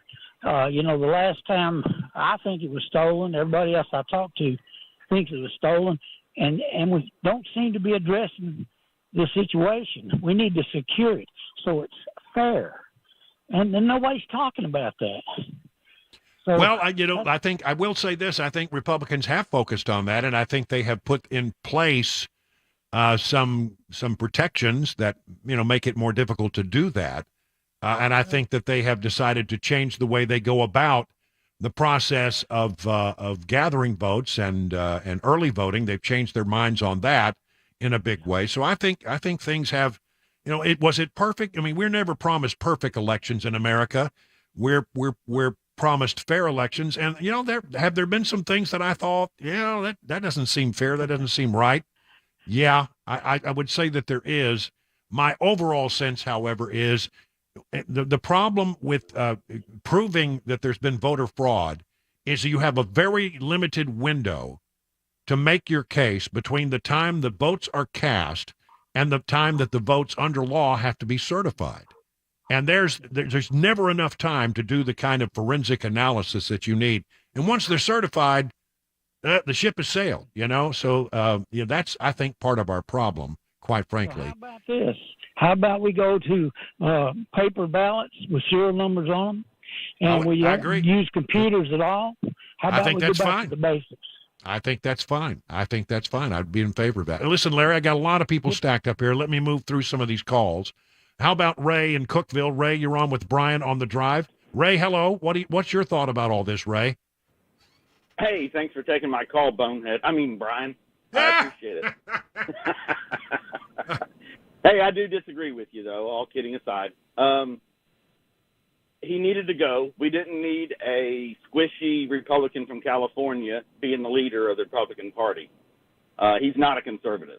But having said that, also, I don't want Kevin McCarthy, the speaker, or the person doing the appropriation bills, and somebody like Jim Jordan, maybe Scalise, but more so Jordan, would hold his ground, stand firm, and they control the purse strings, Brian.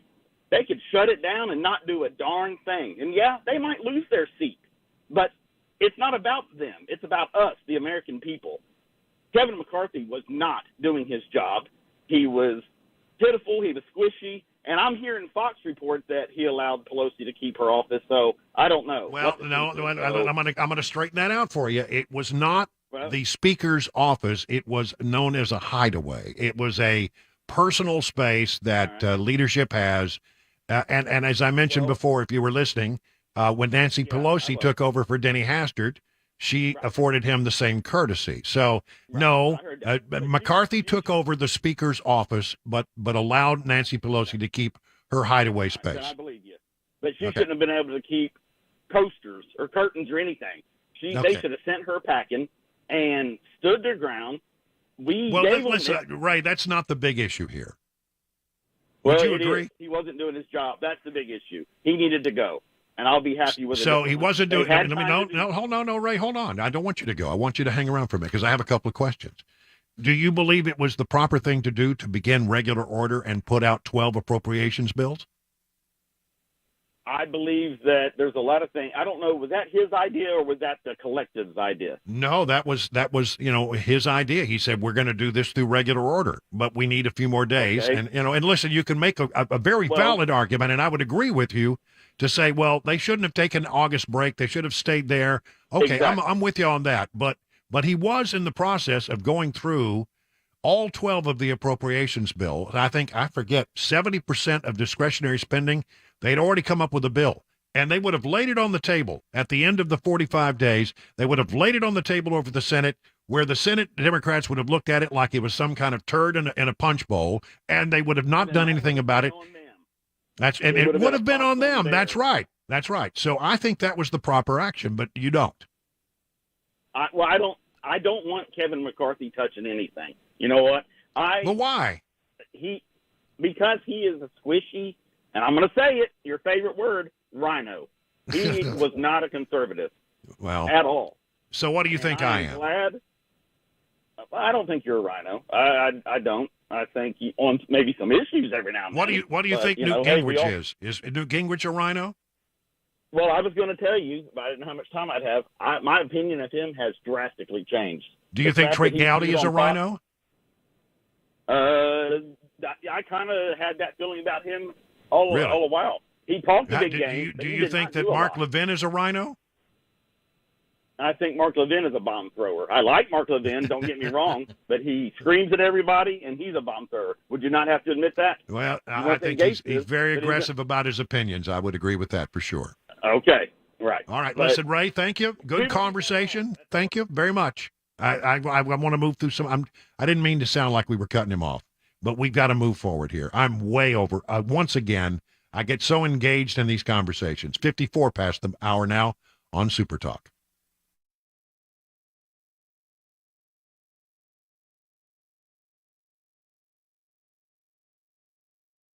Let's talk about Everseal. I'll tell you what it is. It's a patented sealant which is used on wood and concrete, exterior wood and concrete. It's actually been around for a long time. It was usually used in industrial applications, but then the folks at Everseal, they came up with a way to use it in a way that home and business owners can actually afford. They come in, they clean your wood and concrete, they make it look as good as it possibly can, and then they apply this patented sealant, and it will absorb and become a permanent part of your wood and concrete and will prevent further deterioration for the next 30 to 50 years. Think about all the money you'll save. Think about all the time you'll save by not having to go out there every year and do this over and over and over and over. And I think you'll save a ton of money in the process. Why don't you reach out to Steve Nelson and the team over at Everseal? They will explain this process to you in a bit more detail, and they'll give you all of the information you need to make a good decision. 844-EVER-USA. That's 844-EVER-USA. Learn more by going to their website, ever-seal.com. If you have a 401k at work, chances are you've seen something called a target date fund. Now, the idea behind a target date fund is if you're going to retire in a specific year, let's say 2030, all you do is put all your money in that fund. You don't even have to think about it. Set it and forget it is the idea. Now, one of the things that I warn people about regarding these types of funds is many times they're not nearly as diversified as you think. When we look at investing, when we look at diversification, we want to own really small companies, really large companies, really growth-oriented, really value-oriented companies, and diversify between these different market areas. Target date funds tend to focus more attention down here for a really basic reason. It sells better. Because you're investing in very big, well-known U.S. companies, what happens is investors tend to like to look like the market, as we say. And the problem, though, is when we do that is we can go very long periods of time. 1966 through 1982 is one example. More recently, 2000 through 2012, where large U.S. stocks had no return, where other market segments actually did quite well. So one of the things that happens is when we invest in a target date fund, we may be overly concentrated and have more risk than we really realize. So if you want to learn more about our approach to investing and financial planning and how we educate investors, go to paulwinkler.com and set up a free 15-minute phone call, or you can call 615-851-1950.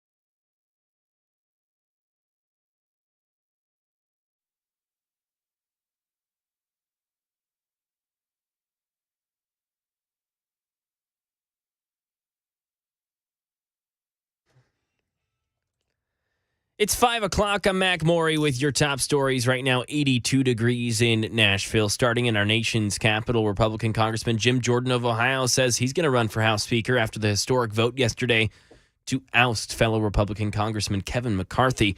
Meanwhile, Tennessee 2nd District Congressman Tim Burchett joined WTN's The Matt Murphy Show and explained his decision to be a part of the Republican Vacate 8. We can't continue down this path. We do a continuation budget of 30 days.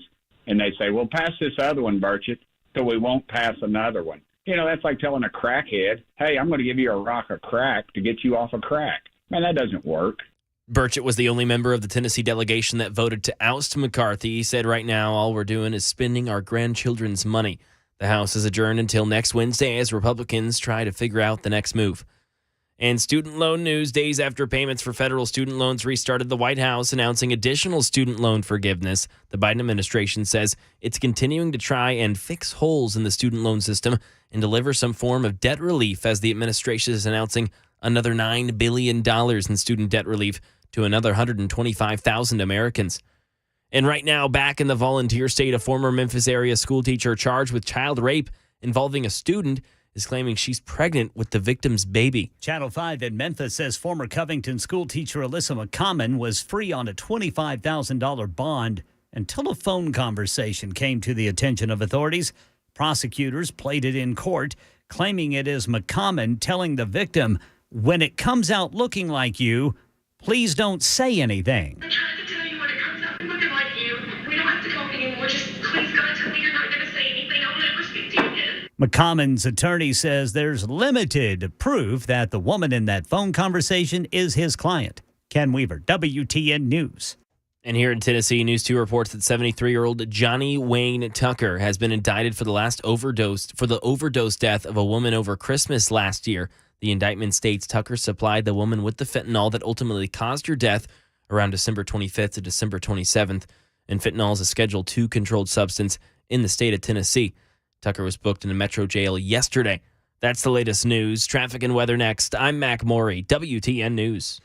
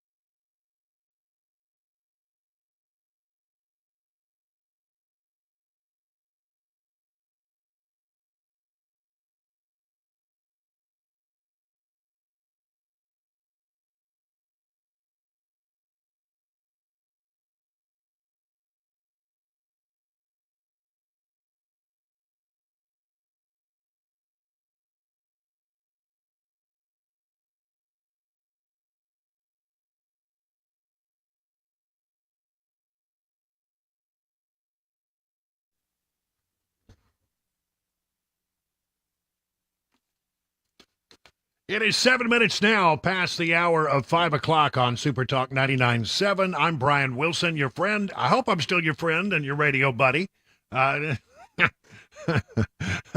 love you guys so much. And you know what I love about people in Middle Tennessee is that even when we disagree, and we will occasionally disagree on something or another, people in Middle Tennessee are just so polite about, well, Brian, I listen to you and I like you, but I think you're wrong on this, and they're just so polite about it, and I love that about the people in this part of the world.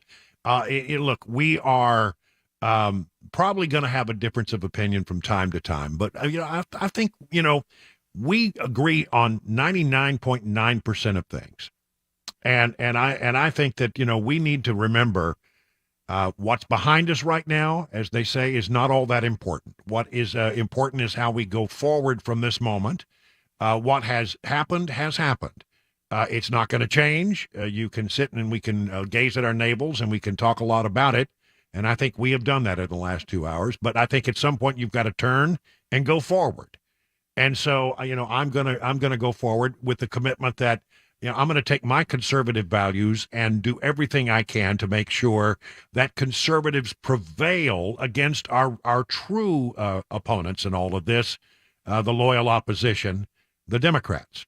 Let's quit squabbling with each other and move forward in a way where we can be productive in trying to, get more Republicans elected.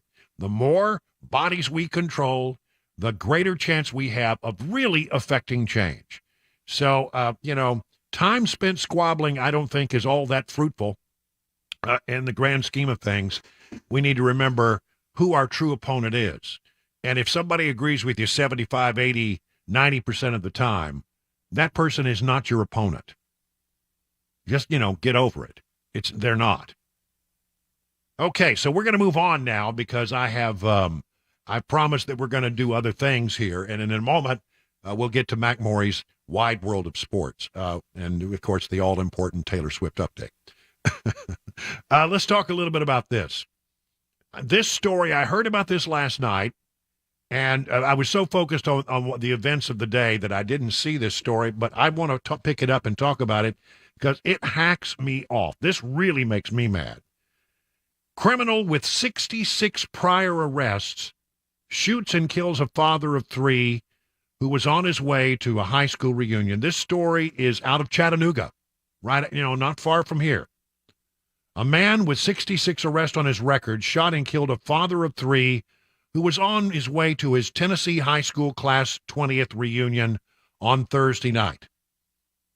Christopher Wright, the 30-year-old victim, was seen on surveillance video in downtown Chattanooga engaging in an argument with the alleged killer, Daryl Theophilus Roberts, and another man before he walked away, the New York Post reported. Wright then turned around to say something, at which point Roberts walked up to Wright and shot him in the head, police told the outlet. Wright was taken to the hospital where he died while Roberts fled the scene, the Post reported. Roberts was captured by police the following day and faces a first-degree murder charge. His bond has been set at $5 million. Well, why wasn't he put away before now? Roberts had previously served no more than 6 months in jail for any previous offense. His rap sheet dates back to the late 1990s and includes felonies like, these are not, small charges: attempted first-degree murder, aggravated burglary, reckless endangerment, possession of a firearm while committing a felony, possession of marijuana for resale, possession of drug paraphernalia. The Baylor school community, this is where the guy was going back to his reunion, say they are heartbroken to learn of the sudden death of Christopher Wright, class of 03, who would have celebrated his 20th class reunion this weekend with fellow classmates. Wright's third child was born just 8 weeks ago. A GoFundMe page has been set up for the Wright family to provide for their children and their educational pursuits and future obligations. It has raised over $400,000. How is it that this guy had 66 prior arrests and was not in jail doing hard time? 66. 6 times the man had been incarcerated, taken to jail, put out on bond. I mean, some of these charges, why are we not prosecuting these people? Chattanooga gives you, I mean, I tell you, I think the answer is we're not doing that anymore. It's not popular anymore to actually take people who commit violent crimes, charge them with that crime, put them on trial before a jury of their peers, and have them do some hard time if they are convicted by that jury in the Gray Bar Hotel. We don't do that anymore. We got this thing going on in D.C. right now, you know, where Congressman Henry Cuellar was carjacked. And Peter Doocy asked the question of Karine Jean-Pierre. Let's see if I can find this. I have it here, where asked him and said, look, you know, why is it that we have these things that happen with our in D.C.? You know, if a congressman is not safe, then, you know, where can they be safe? I found this little clip of the former police chief. I've got his name here. Robert J. Conte. In March, he's at a scene where something heinous has happened, and he's asked about this, and he just laid it on the line. Just laid it on the line about what the real problem was from the police perspective. What we got to do, if we really want to see homicides go down, is keep bad guys with guns in jail. Because when they're in jail, they can't be in community shooting people. So when people talk about what we're going to do different or what we should do different, what we need to do different, that's the thing that we need to do different. We need to keep violent people in jail. Right now, the average homicide suspect has been arrested 11 times prior to them committing a homicide. That is a problem. That is a problem. Well, yes, it is a problem. On average, he's right. In the District of Columbia and in many other communities around people who are commit, you know, really violent crimes have usually had prior engagements with law enforcement. Look, for me, if some guy, you know, I don't know, you know, commits a petty larceny or something like that, maybe, you know, especially if they're young, you say, well, let's not throw this person away. Let's make sure that, you know, that they understand, they pay a price, and there are consequences for what they have done. But the first time it turns violent, that ought to be the determining point where we say, okay, you did something violent, you hurt another human being, you broke a gun law, you used a gun in the commission of another felony, whatever it takes. Those people must be prosecuted. And if they are convicted by a jury of their peers, they must do time if you want to solve the problem. This one really hacks me. If let's say, okay, let's give him half of them. Okay, after 33 prior arrests, maybe he should have been, you know, tried and sent to jail instead of, you know, spend a little time after some kind of plea deal where you spend a few months in jail and you're right back out. If that. How do you commit 66 crimes, some of them very violent crimes, and then get put back out on the streets? I think it's happening in D.C. I talk to my police officer friends. I have good friends here in this town who are police officers in Metro Davidson County. They talk about the same thing. Nobody has any consequences for doing bad things when they're out. And violent crimes are not being prosecuted in the in the Metro Davidson County area. They're simply not being prosecuted to the degree that they should be. It should never get to the point where there are 66 prior arrests before somebody really does some hard time. Take them off the street. Violent crime will go down dramatically. And if you need an example of this, I beg you to study what has happened in the city of Dallas, where the mayor recently decided he could no longer be a Democrat and he had to become a Republican. Watch this guy. I think he's going to be a political star in the future. But he basically said, I'm going to bring in a police chief that's going to go downtown. We're going to enforce the law. We're not going to abuse the law. We're simply going to enforce the laws that are on the books. And if you come to our town and you commit a violent crime, we're going to prosecute you, and if you are convicted, you're going to do some time.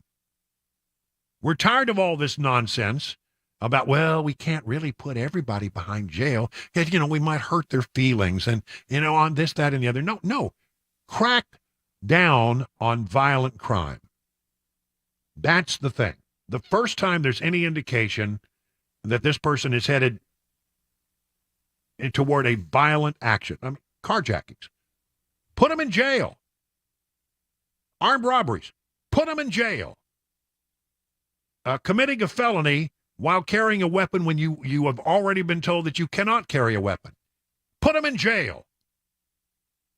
Assault, put them in jail. Let's get serious about cracking down on this violent crime, and you will be shocked, stunned, and amazed, I can assure you, how quickly violent crime gets reduced in a big way. It won't all go away. You're never going to get all of it, but you can sure make a big difference. In Dallas, they did that, and violent crimes and murders and just about everything you can think of, the crime rate has gone down dramatically. You know why? Because a large number of crimes are committed by a small number of people. It's like that old management axiom. 90% of your problems are caused by 10% of your people. Crack down on the people who are committing violent crimes. Enough of this community policing crap. Get serious about enforcing the laws on the books. Put them in jail. Set bail on them. If they get out on bail, take them to trial. And make sure that you do everything you can to effectively prosecute the people. If you don't have the resources, raise your hand and say so. Well, I bet we can find some money.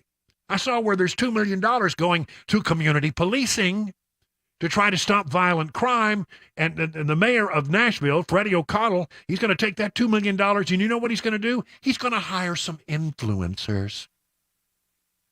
He's going to hire people who will just say, oh, please, violent crime is bad. Don't do violent crime. Just try to be a nice person. This is what you're going to get with that $2 million. I mean, what a bunch of... What you need to do is take that $2 million, hire some cops, hire some prosecutors, fund prosecution of violent criminals in Davidson County, and you're going to see something happen. Violent crime is going to go down dramatically. Coming up, Joe Biden's got a dog problem. It's 20 minutes now past the hour of 5 o'clock on Super Talk.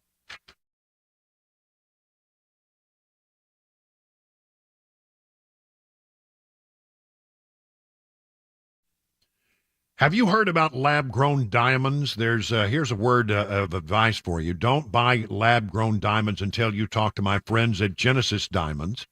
Genesis will reveal the secrets behind this new product and make sure that you're protected if you decide that that's what you want to buy.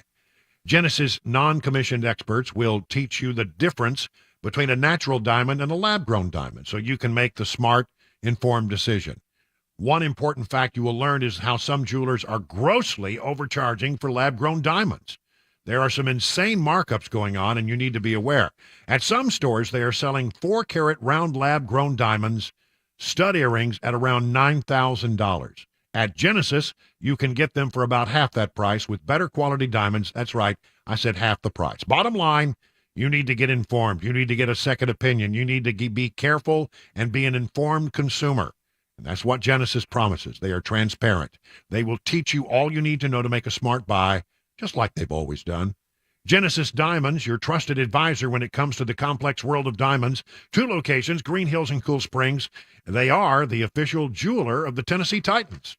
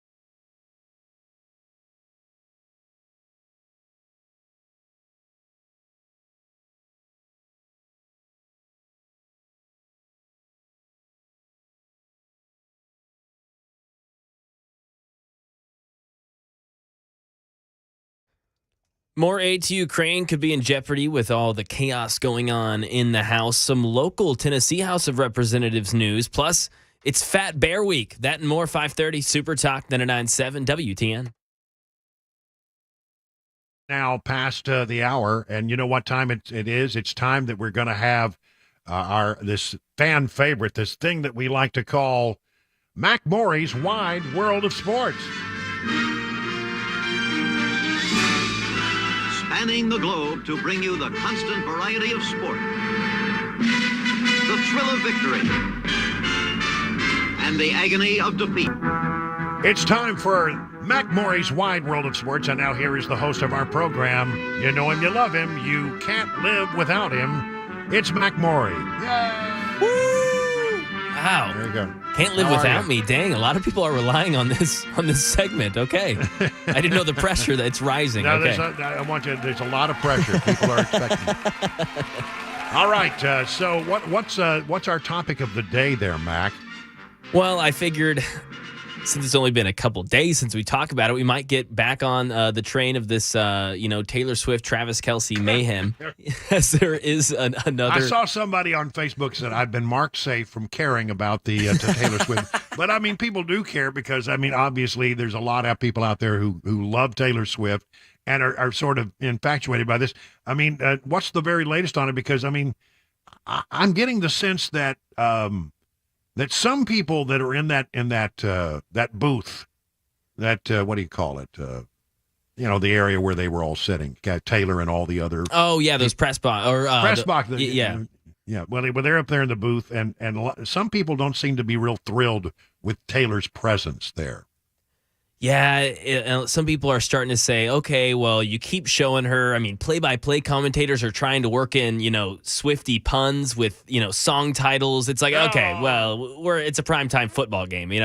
Most of the viewers Don't they know that's what we do? Come on. Yeah, that's exactly that's for this segment. Exactly. Yeah, look what you made me do. There it is. Nice, Mason. Yeah, so I think some people are getting a little over inundated with the Taylor Swift stuff. NFL's Twitter, the actual NFL Twitter, put their caption as like NFL, and then in quote, and then parentheses said Taylor's version, and it's like, whoa, even the NFL Twitter account's getting in on this. The NFL. Well, I can understand that. I mean, what are they trying to do? Trying to bring in young football fans or new football fans. I mean, if somebody sits down and watches a game because they love Taylor Swift, but then they also find out that they love football, that's a good thing, right? Oh, it's a great thing. It's a great thing for the NFL. And they said, they came out with a statement because people were kind of complaining. They said, listen, the Taylor Swift and Travis Kelce news has been a pop cultural moment we've leaned into in real time. It's an intersection of sports and entertainment. We've seen an incredible amount of positivity around the sport. Now, some people would say, okay, let's translate positivity to money, but both are there and work one and the same. So even Travis Kelce came out on his podcast and he did say, okay, it feels like it's a little bit too much, but I don't know what he really expected here when you're going to, talk with the likes of a person like Taylor Swift. So some people are getting upset, but obviously we'll see what happens next week. The Chiefs play the Vikings. And as a Chiefs fan myself, it's been kind of funny. I'm not annoyed by it yet, but we'll see what happens. if it's next week and I keep hearing these puns and I keep seeing Taylor Swift in the stands, But my girlfrild likes watching the games now. She's a huge Swiftie. She's like, oh, I want to watch the Chiefs game. I'm like, great. This is positive for me. Well, there you go. There you go.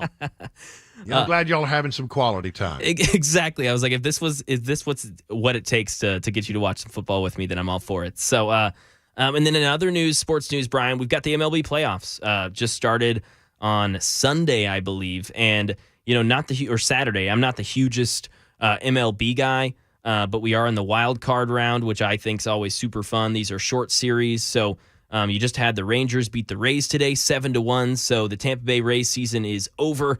And right now you've got the Twins up ahead, top of the sixth, 2-0 against the Blue Jays right now in game 2 of that series where Minnesota leads the Blue Jays already 1-0. So if they win today, that series would also conclude that wild card in the AL. So yeah, so MLB starting, and that's kind of when I start to tune in. I don't know about you, Brian, but I like the playoffs. Yeah, October is a big month for sports. It always is, because the playoffs and then the football. And all right, so is it too soon to start talking about the upcoming game with the Titans, or do you want to save that for a little later this week? Let's save it for later this week, but I am extremely excited about it. This is the start of a real momentum shift for the season. Let's go. I think so too. Yeah, I think so too. We'll hit that tomorrow. It's 5:30 now on Super Talk. Time for Matt to take off his sports hat and put back on his news hat. It's time for the news with Mac Morey.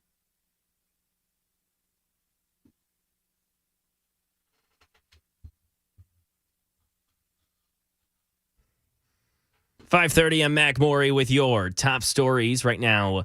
84 degrees in Nashville. Full weather forecast. Latest traffic report on the way in 5 minutes.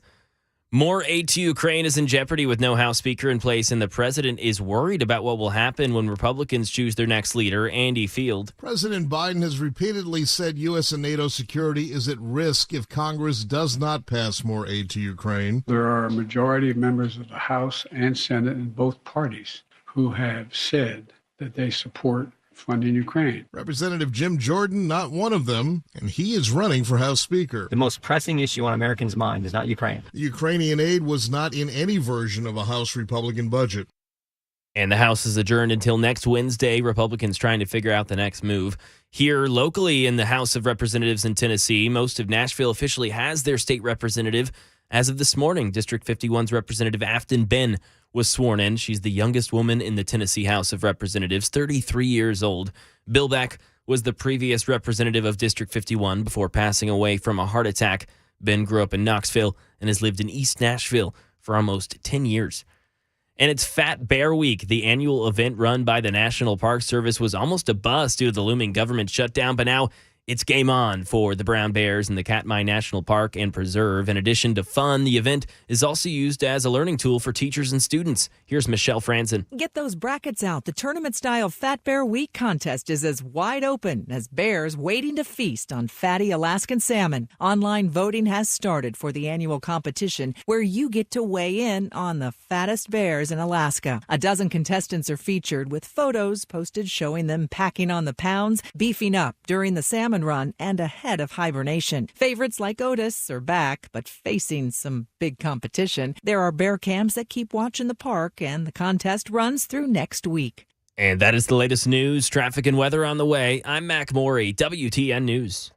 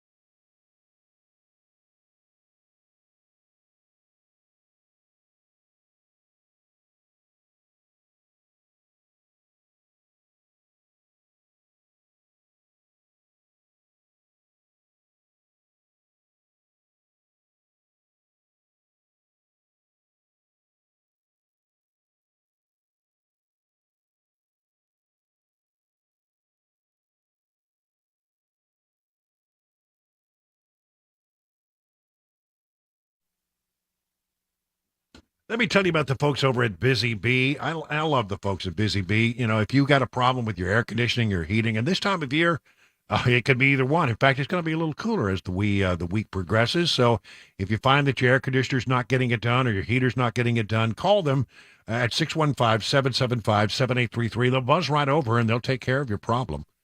I think you should really seriously think about becoming a member of the Beehive Club. I am, and I'm really glad that I am. Here's the way it works. For as little as $99, you get 3 thorough maintenance services for your systems. One aimed at heating, one aimed at cooling, one aimed at plumbing. No overtime charges 24/7, and 10% off all repairs. Busy Bee Plumbing, Heating, and Cooling is your official Rude Pro partner.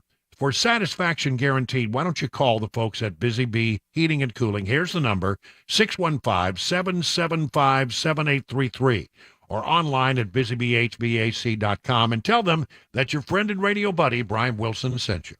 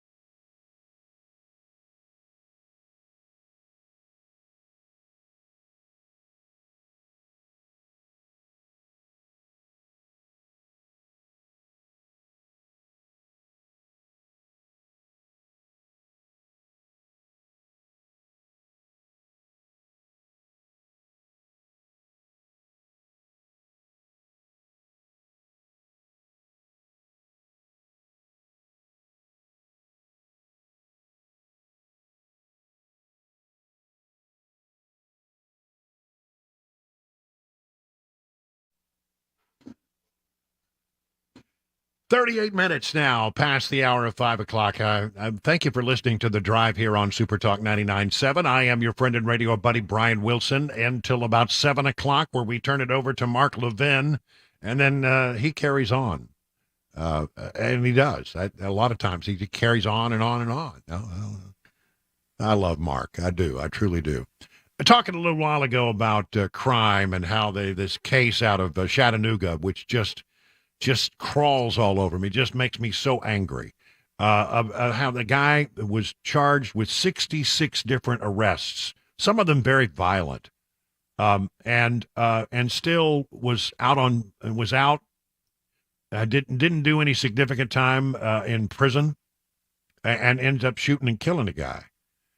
And the White House, has been asked questions about the violence that they've seen in Washington, D.C., and the most recent example of that is where Congressman Henry Cuellar got carjacked by 3 people having guns.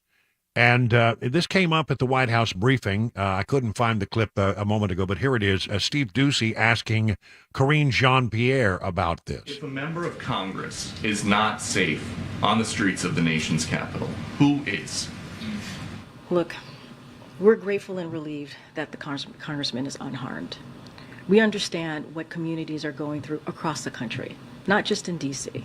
That's why the president took action very early on in his administration to get the American Rescue Plan done without the help of Republicans. That's why every time he puts forward his budget, he makes sure there are billions of dollars to deal with crime.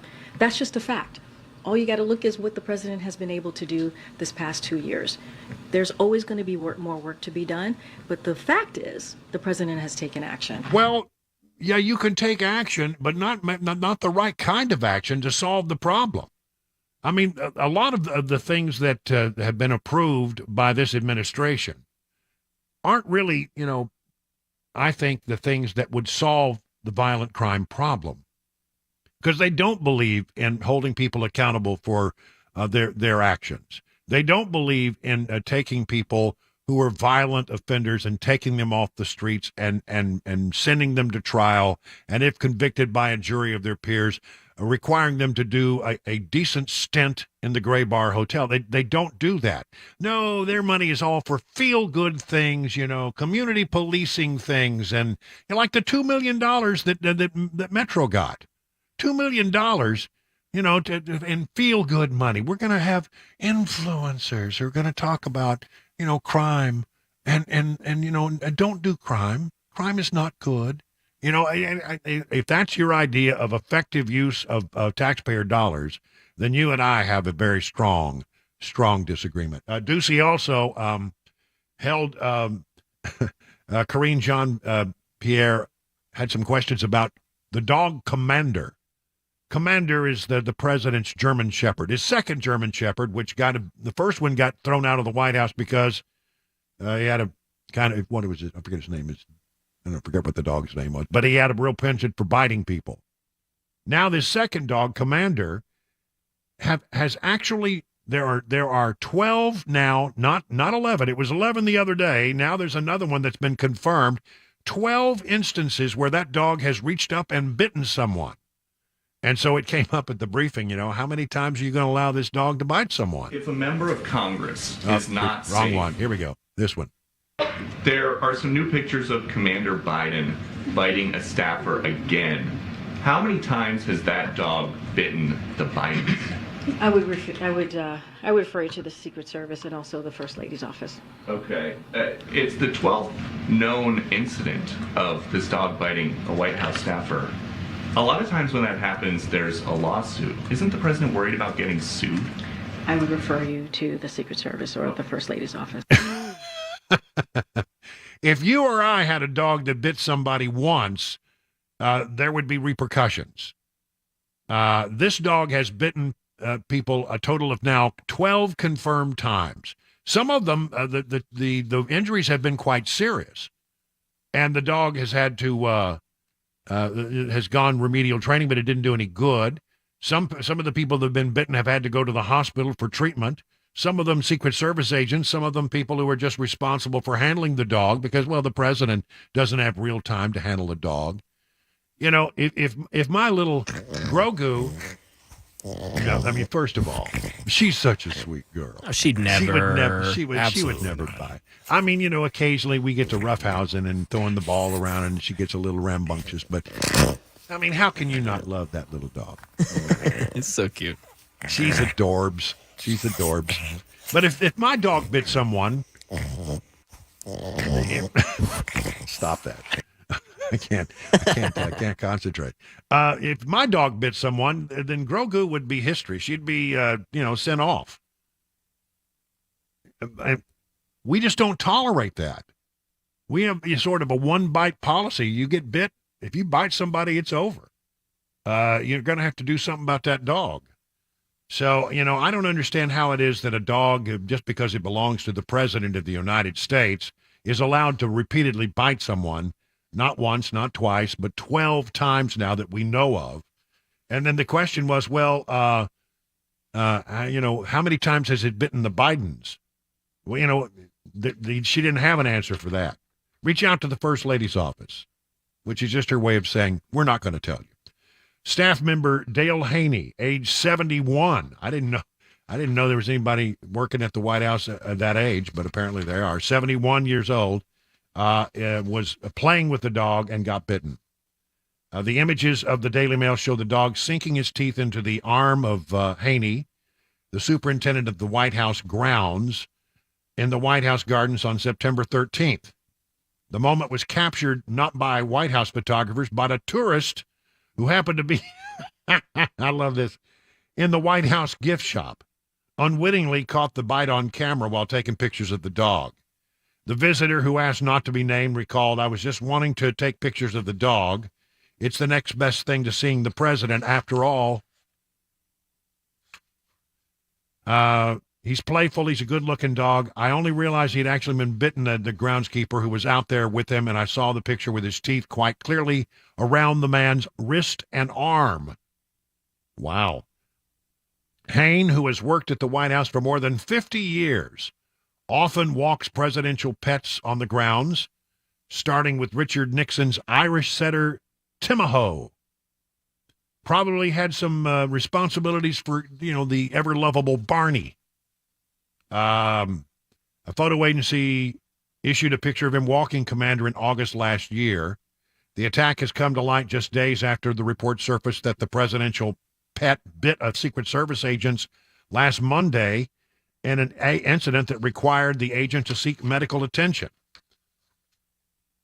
I mean, it's probably bad enough to work at the White House as a member of the Secret Service detail, given the president's penchant. I don't know if he still does, but when he was vice president, no kidding, he had a residence at the thing called the Naval Observatory, which is just down Mass Ave, down the street from the White House.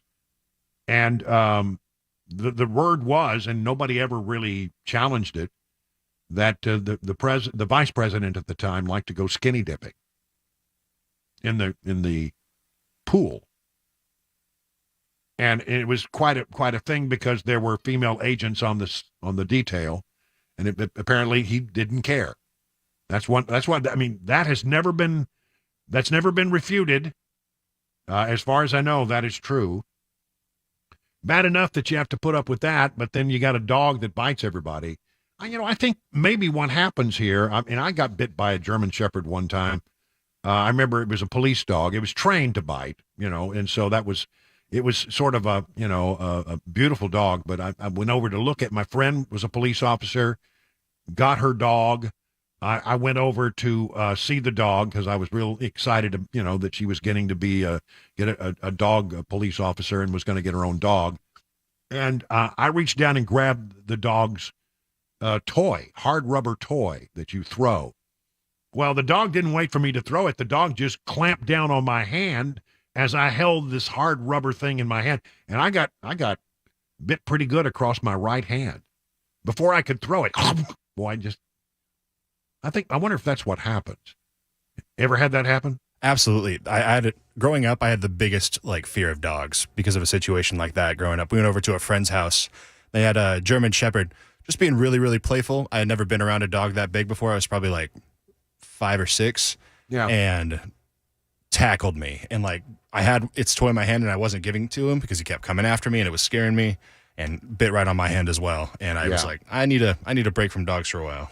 Yeah, I want to give the commander the benefit of a doubt, but 12 is a lot. Anyway, so I got bit, and I thought, well, you're supposed to have that looked at by a doctor, I suppose. So I went to the doctor. And I didn't want my friend, the police officer, to get in trouble, and because it was my fault for being dumb. And so I asked the doctor, I said, "Doctor," what? He said, "What happened?" I got bit by a dog. I said, but let me ask you a question.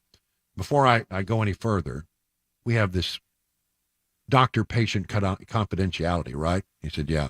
He said, well, what happens if I get a dog bite? If it were a dog bite, what would you do? And he said, well, you have to get a shot. And I said, okay. And let's say, for example, it wasn't a dog bite, but I cut myself with a saw. And he said, well, it'd be the same exact treatment. I said, doctor, darndest thing, I cut my hand with a saw. And he said, okay, well, let me give you the shot that you need and we'll move on. So I didn't want her to get in trouble because it really was my fault. But 12 times, I think you got a problem. Other news from the swamp very quickly. Kari Lake has filed paperwork to run for the United States Senate. Former news anchor, Arizona gubernatorial candidate, filed the paper with the SEC to run for the United States Senate. And so it looks like she is headed that way. And since she's running for the Senate, I doubt that she would be interested in being a running mate for Donald Trump. It is now 50 minutes past the hour of 5 o'clock.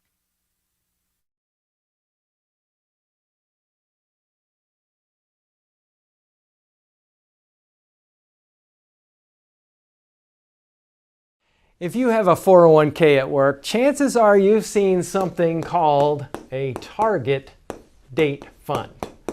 Now, the idea behind a target date fund is if you're going to retire in a specific year, let's say 2030, all you do is put all your money in that fund. You don't even have to think about it. Set it and forget it is the idea.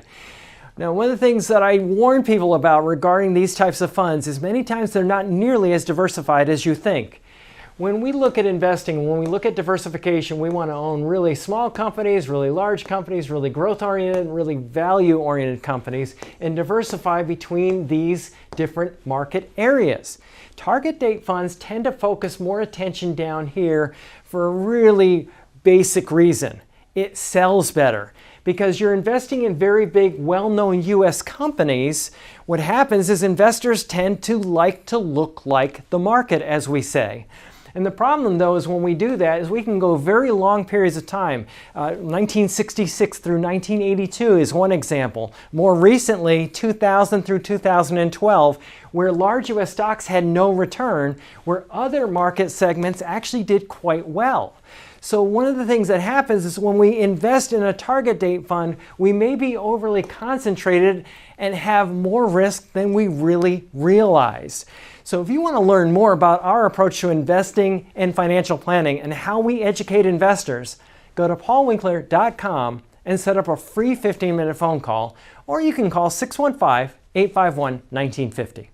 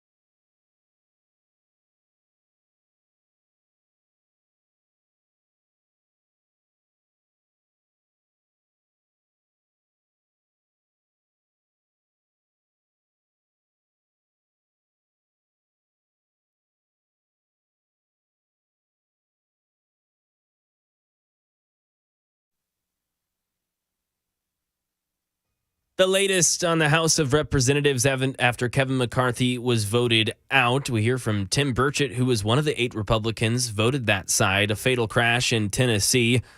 A Memphis area school teacher charged with child rape, plus one of the largest such strikes in U.S. history concerning healthcare workers. 6 o'clock right here, all on Super Talk 99.7 WTN. We have just a minute before it's time to go to the news here, so let me talk briefly about this. President Biden announced Wednesday that he approved $9 billion in student loan forgiveness for about 125,000 Americans. I don't know how he keeps doing this. Where was that when I had loans? That's right. The result of the administration fixes to a number of programs. I don't know. More than $5 billion of the aid will go to 53,000 who worked in public service for more than a decade. If you worked in public service, they'll take care of you. If you're just out here working in the real world, then you're out of luck. I don't like any of it, quite frankly. It was a loan. Pay it back. 58 minutes now past the hour of 5 o'clock on Super Talk 99.7.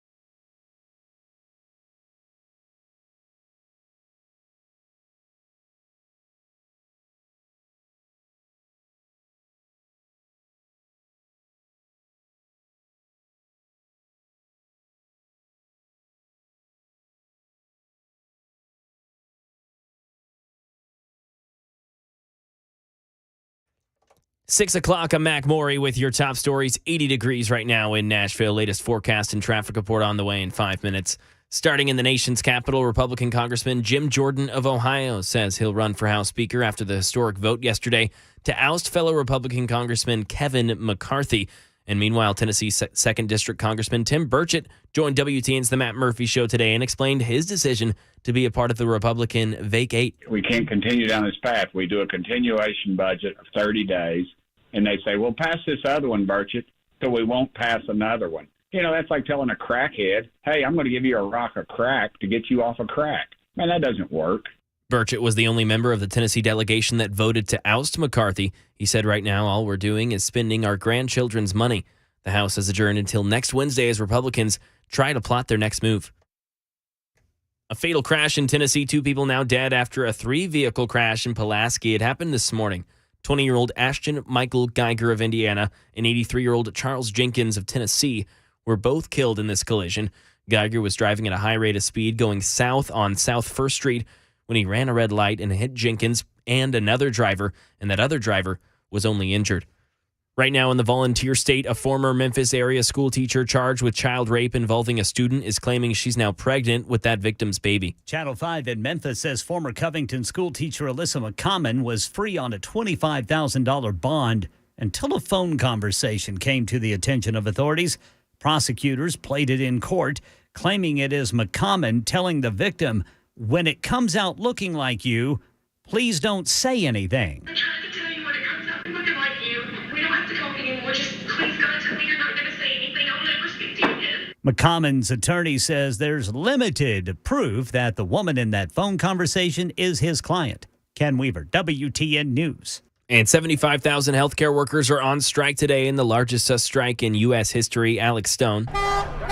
In Colorado and other states like California and Virginia, nurses and other healthcare workers at Kaiser Permanente are on the picket lines demanding higher pay and better staffing levels after ranks were decimated during the pandemic.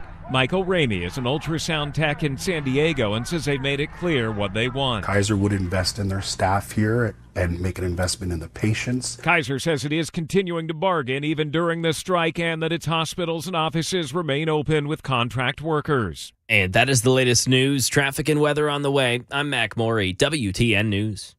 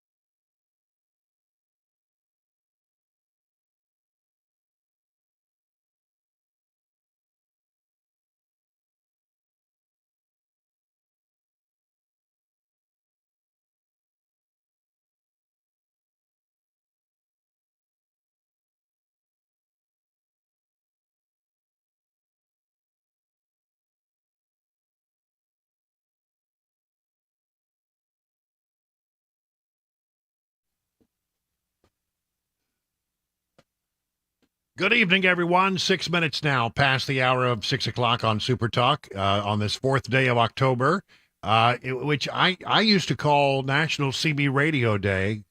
10-4, good buddy. That's right. But then I realized, well, that nobody uses CB radios anymore, I don't guess. I mean, truck drivers, I think, still do, but. I was like, truckers do, and then I think the only person I ever hear say 10-4 is in the mornings with Mr. Ken Weaver. Yeah, every 10-4, morning I good talk buddy. to him. Yeah, he goes 10-4, 10-4. Gotta love him. You know, I used to, when I was a young radio reporter just starting out, you know, I lived with a police scanner. I mean, I slept with it. I had one in my car. I had one that I brought into the house, and you know, I had one going all the time because I loved to chase after whatever was going on, whether it was a fire or a shooting or a murder or whatever it was. And Destined for news. In West Texas, that was when I was working in news. I had a news car, so I chased a news, and I had those scanners, and you had to learn all the 10 codes, you know, that the police officers use. Now it's harder, I think, to be a police reporter because so many of the police departments have scrambled with digital scrambling their radios, so you can't hear. If you listen, it just sounds like a bunch of garble. Oh, interesting. Yeah, you got to know how to descramble it, and most people don't have that technology. Yeah. So it would have been really hard. I had this little scanner that I put in my bedroom, and I remember it just as clear as a bell. You know, there were certain things that happened, and you listened mostly to the ambulance frequency at night when you were sleeping, because you figure if an ambulance is being sent, maybe you want to know about it, right? You know, so it was attention, all Odessa units. 701, 707, 713, now being dispatched, and you would get up, and you would immediately wake up when they said, attention, all Odessa units. Wow.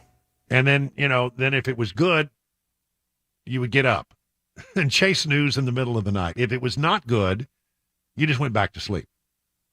So, and then, if there was something that involved police action, you'd turn on the police frequencies and listen to them too.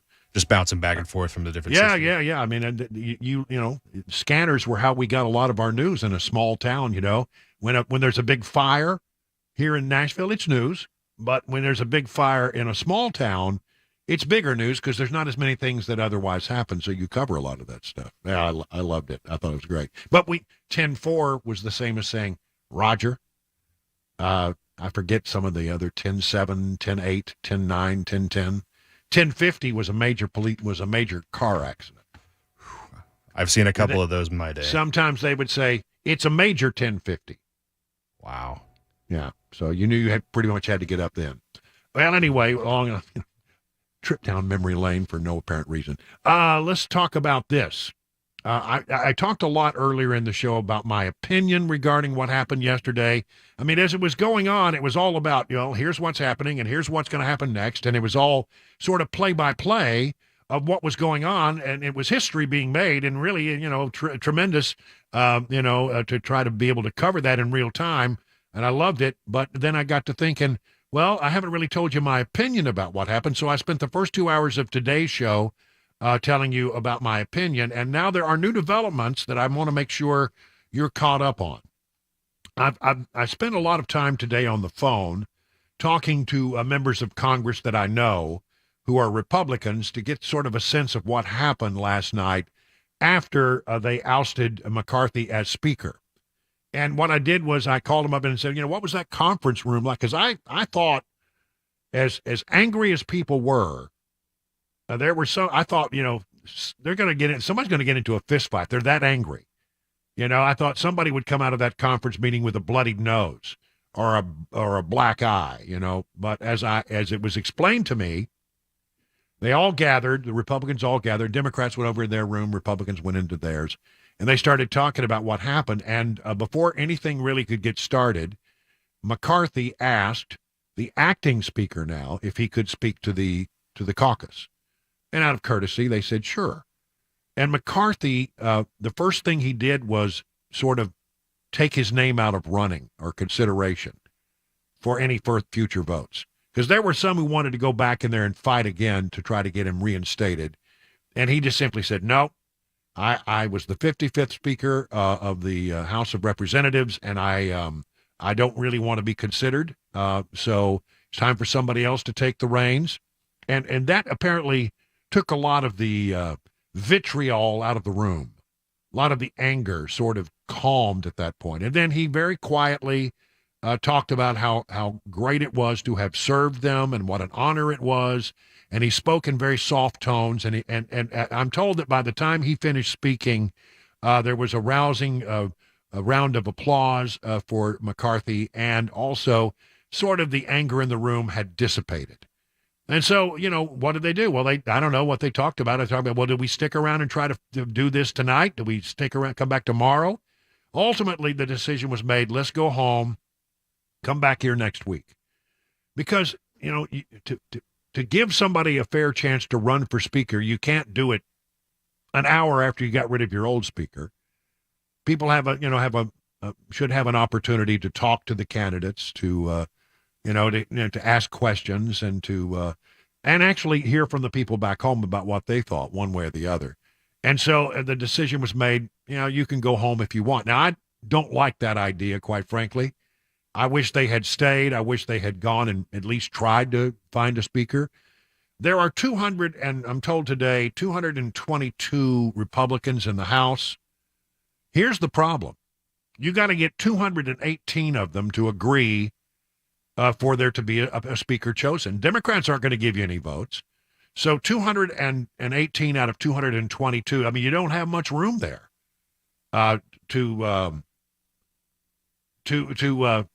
you got to get almost everybody in the conference has got to be on board, and that's a very hard thing to do. So you're not going to see something happening very quick here. I think they'll come back next week. I think they will not do anything in public until they have found in conference behind closed doors that candidate who can get 218 votes to be speaker. So there'll be a lot of backdoor meetings. So I don't expect that any real action in the House will take place until probably Wednesday of next week, maybe Thursday of next week, maybe even Friday of next week. If you get that long, you are way into that 45 days that they extended with spending of the federal government. And there's no way at that point you're going to be able to pass all the appropriations bills. I think a real mistake was made. If you wanted to do this, wait until you get all the appropriations bills passed. I mean, Monday was payday for the federal government. They get paid every month. People who work in the military get paid every 15 days. And so, there was some room there for them to continue to work on this until you got into a situation where people are going to be without money. Not that they would have ever really been without money long term, but, most people live paycheck to paycheck. And let's be honest about it. It would have been very painful for our military to go, 15 or 20 days. Now it's almost certain that they will. There's no way any of this gets resolved in time for that to be avoided. We'll have another, I don't know, we'll get to the point where we're going to have another shutdown or another extension. I don't know how that serves the purpose of anything, but there will be another. We'll get up against it again.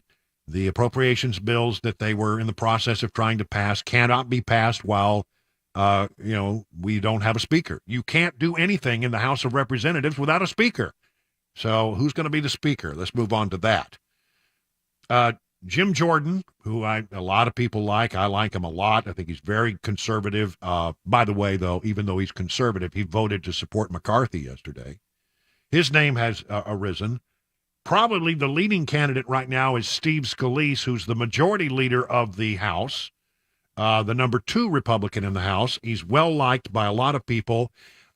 He also voted, by the way, to keep McCarthy yesterday. But the problem with Scalise, and I don't want to make too big a point on this here, is that Scalise is suffering from a blood cancer, and he's undergoing treatment for that. Now, do you send somebody in there who is really facing a serious health crisis? That's a great question. So Scalise and Jordan are the names that have been announced so far. I think other names will emerge. I had mentioned yesterday I thought Mark Green might make a good speaker. He's held in high regard by a lot of people.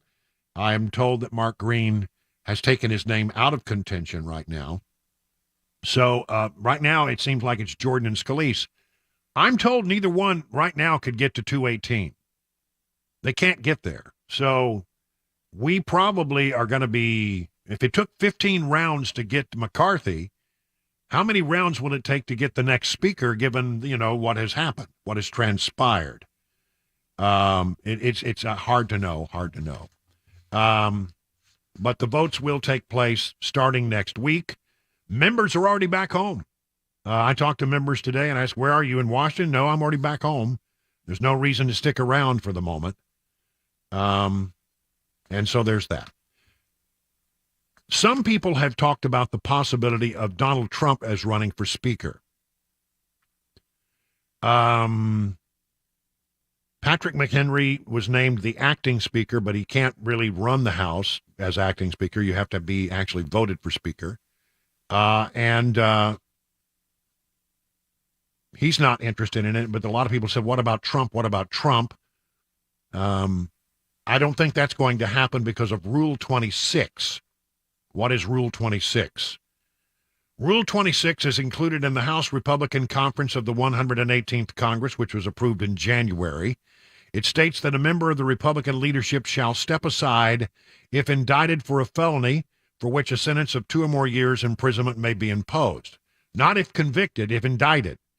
According to Rule 2, the Speaker is included in the definition of leadership, alongside the Republican leader, the Republican whip, the chair of the Republican Conference, the chair of the National Republican Congressional Committee, the chair of the Committee on Policy, the vice chair of the Republican Conference, and the secretary of the Republican Conference. Those are all people in Republican leadership in the House. And so it seems to me that, even though Trump, I think, will beat most of the charges against him, he has been indicted, and that would be a violation of Rule 26. So I don't think the Speaker will be Donald Trump. And I think Donald Trump has sort of got bigger plans. I don't think he's all that interested in it. Some people said he might, but I don't think so. There are a lot of people out there who are very supportive of what Matt Gaetz did. I am not among them. I've heard a lot of people say Matt Gaetz did the right thing. I don't think he did. I think that Matt Gaetz led a small band of 4% of the Republican caucus who ousted McCarthy. McCarthy's die was cast, I think, back when in January he agreed to the idea that any one person could go to the well of the floor and ask for a vote to vacate the speakership. That's what he had to promise in order to, and it's what they had to pass as part of the rules package in order for him to become speaker. Well, I don't know about you, but if you got 221 or 22 people, and all it takes is one person who gets a little disgruntled or his nose out of joint about this, that, or the other to call for the vote, and you can find 4 or 5 other people with you, then that's all it would take to remove him, and that's exactly what happened yesterday. The vast majority of members of the Republican Conference voted to keep McCarthy. 8 people voted to get rid of him. There have been some critical things said. The editorial board of the Wall Street Journal, Republicans cut off their own heads. A gang of 8 oust a speaker with no plan for replacement in mind. In fact, all of the people who are now being talked about as potential replacements for McCarthy, they all voted for McCarthy. There's not one person among the 8 who has had, the willingness to put their name forward as speaker. So it doesn't look like, Matt Gaetz long term. I think he is. I don't know. You may think he's a hero. There's a lot of people who think he's a zero, and I'm in this zero category, along with some other people that I'm proud to keep company with. And very quickly, and I'll wrap this up. I know I'm going over. McHenry, the acting speaker, did order Pelosi to leave her hideaway. That's not the same as the old speaker's office. McCarthy held the speaker's office.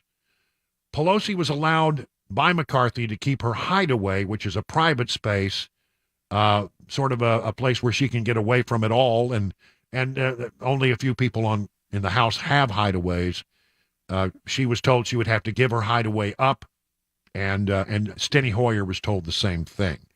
But by the way, Pelosi, when she was Speaker and she took over for Denny Hastert, allowed Hastert to keep his hideaway as an act of professional courtesy. 22 past the hour of 6 o'clock.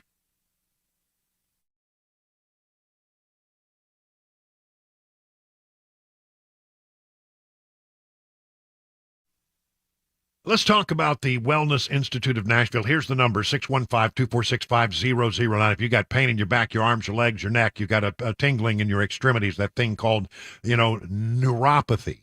Well, then, you need to go to the Wellness Institute of Nashville, get in a diagnosis and have them look at you. I can tell you that they have some therapies there, can be very helpful. And I know this because Dr. Kevin Mitchell is also my doctor. He's helped me with some of my problems. So here's the thing. Right now, they got a half-off special, half off the cost of spinal decompression treatment and half off the KT knee machine, which is sort of like spinal decompression, but it's aimed at your knee. If you have tingling, numbness, weakness, back pain, disc bulging, disc herniation, spinal stenosis, if you've heard any of those words, give them a call. Are you losing quality of life? Not able to do the things that you want to do because of your back pain or your knee pain? Take advantage of the Wellness Institute's $23 new patient special and half off spinal decompression. That's right. You go in, $23 if you're a new patient. You get an exam, a consultation, x-rays if needed. Bring your own MRIs or x-rays. Your first treatment will be $23 if you're a new patient. And you'll be able to get half off spinal decompression and half off KT knee machine. Dr. Mitchell, the nation's leader in spinal decompression, 615-246-5009. Learn more by going to their website, painisbad.com.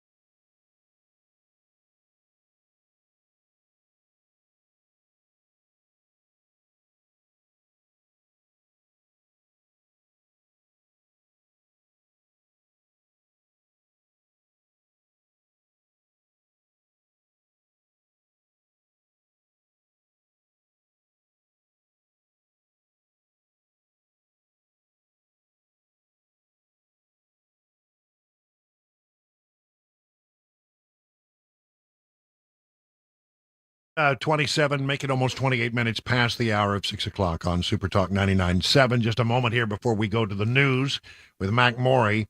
Homes are now unaffordable in 99% of the average in the U.S. for average Americans. Wow, that's a scary thought. According to a new report published by real estate data provider Adam, which examined 572 U.S. counties and determined that median home prices in 99% of those areas are out of reach for the average income earner who makes about $71,214 a year. The latest trend continues a 2-year pattern of home ownership getting more and more difficult for average U.S. wage earners. Affordability is worsening around the country thanks to a third-quarter spike in both home prices. Yeah, home prices are still going up, unbelievably, and mortgage rates. Combined, the two have helped to push the typical portion of average wages nationwide required for a major home ownership expense up 35%. That's unattainable for a lot of people. It truly is, and that's Bidenomics. Hey, how's that Bidenomics? How's that working out for you, huh? Well, he thinks it's great. It's all good. Look at what I've done, Bidenomics. By the way, we had these statistics late yesterday. The average price for a home in our area, Middle Tennessee, $505,897. And interest rates are approaching right now. They're not there yet, but they're approaching 8% for a 30-year mortgage, which really is, that really does jack up the cost of trying to buy a home, puts it out of reach for an awful lot of people. But hey, Bidenomics. Okay, if you believe that. It is now 30 minutes past the hour of 6 o'clock on Super Talk 99.7.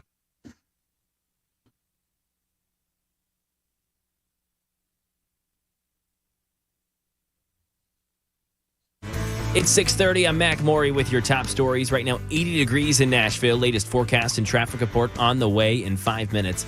Starting in our nation's capital, Republican Congressman Jim Jordan of Ohio says he will run for House Speaker after the historic vote yesterday to oust fellow Republican Congressman Kevin McCarthy. And meanwhile, Tennessee's 2nd District Congressman Tim Burchett joined WTN's The Matt Murphy Show today and explained his decision to be a part of the Republican Vake 8. I like Kevin McCarthy. I considered him a friend, or I consider him a friend, and I thought, do I want to upset my friend, lose my friendship with Kevin McCarthy, or do I want to trust my conscience? And then I trusted my conscience. Burchett was the only member of the Tennessee delegation that voted to oust McCarthy, and the House is adjourned until next Wednesday as Republicans try to plot their next move. And now over to today's closing money news. Daria Albinger. Stocks rose as oil prices fell. The Dow was up 127 points a day after it wiped out its gains for the year. The Nasdaq jumped 177 and the S&P closed up 34. Oil prices tumbled, which takes some pressure off of inflation and the threat of interest rates staying very high for the foreseeable future. Then again, that may not be the case for long as far as oil is concerned. Saudi Arabia says it will maintain a production cut of 1 million barrels a day through the end of the year. ADP says private employers added 89,000 jobs last month. That was far fewer than analysts had expected. Got returns? Give Uber a call. The ride-hailing service is now offering to return packages for a fee. Drivers will collect up to 5 prepaid and sealed packages and drop them off at a local post office, UPS, or FedEx store for a flat fee of $5 or $3 for Uber One members. And that is the latest news, traffic, and weather on the way. I'm Mac Maury, WTN News.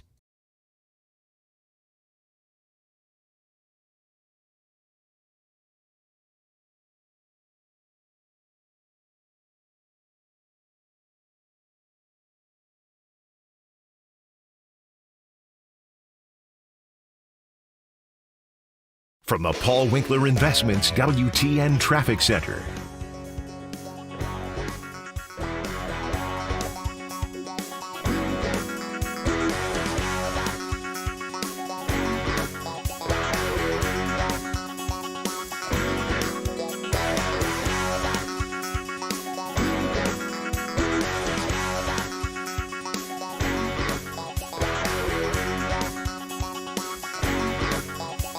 Make your fall stress-free and sell your home with a guaranteed offer from Mark Spain Real Estate. Hi, this is Dan Mandis. There's no showings, no open houses, and no stress. Call 855-299-SOLD or go to markspain.com to get a guaranteed offer on your home today. That's markspain.com and start packing.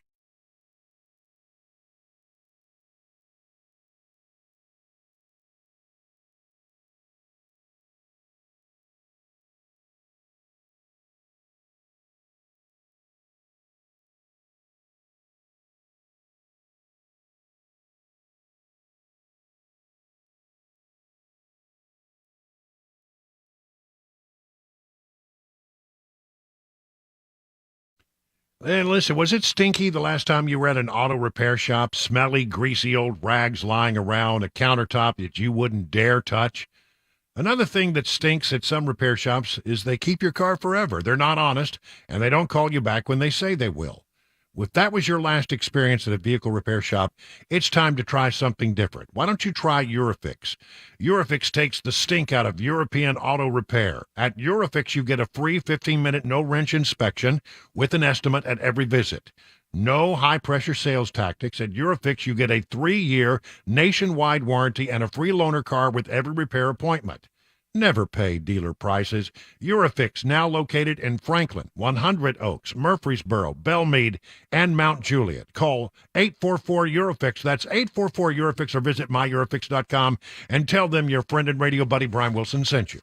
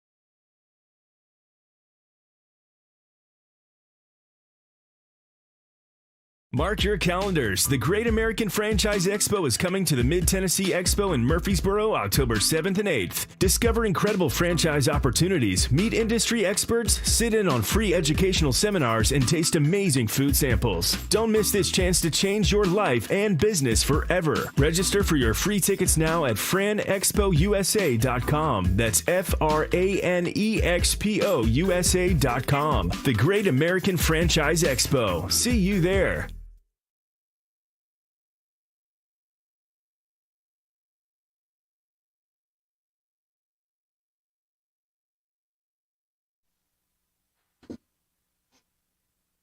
"37 minutes now past the hour, the last few minutes of the show before we hand it over to Mark Levin. You want to get a little preview of what Mark is likely to say tonight? Well, here's what he said in Twitter. He's among those who doesn't believe that Matt Gaetz is a hero. He's very much, he says he thinks he's a zero. Let me just read some of this. I think you'll find it interesting. Let's cut to the chase. Gaetz is a POS demagogue. Well, that puts a pretty fine point on it, doesn't it? Who repeatedly lied during the House floor debate yesterday, and then, of course, simultaneously was fundraising and collecting email lists on behalf of people. That's true. I mean, while he was on the floor trying to oust McCarthy, his campaign arm was out there soliciting funds. He insisted that the House failed to bring up 12 separate appropriation bills.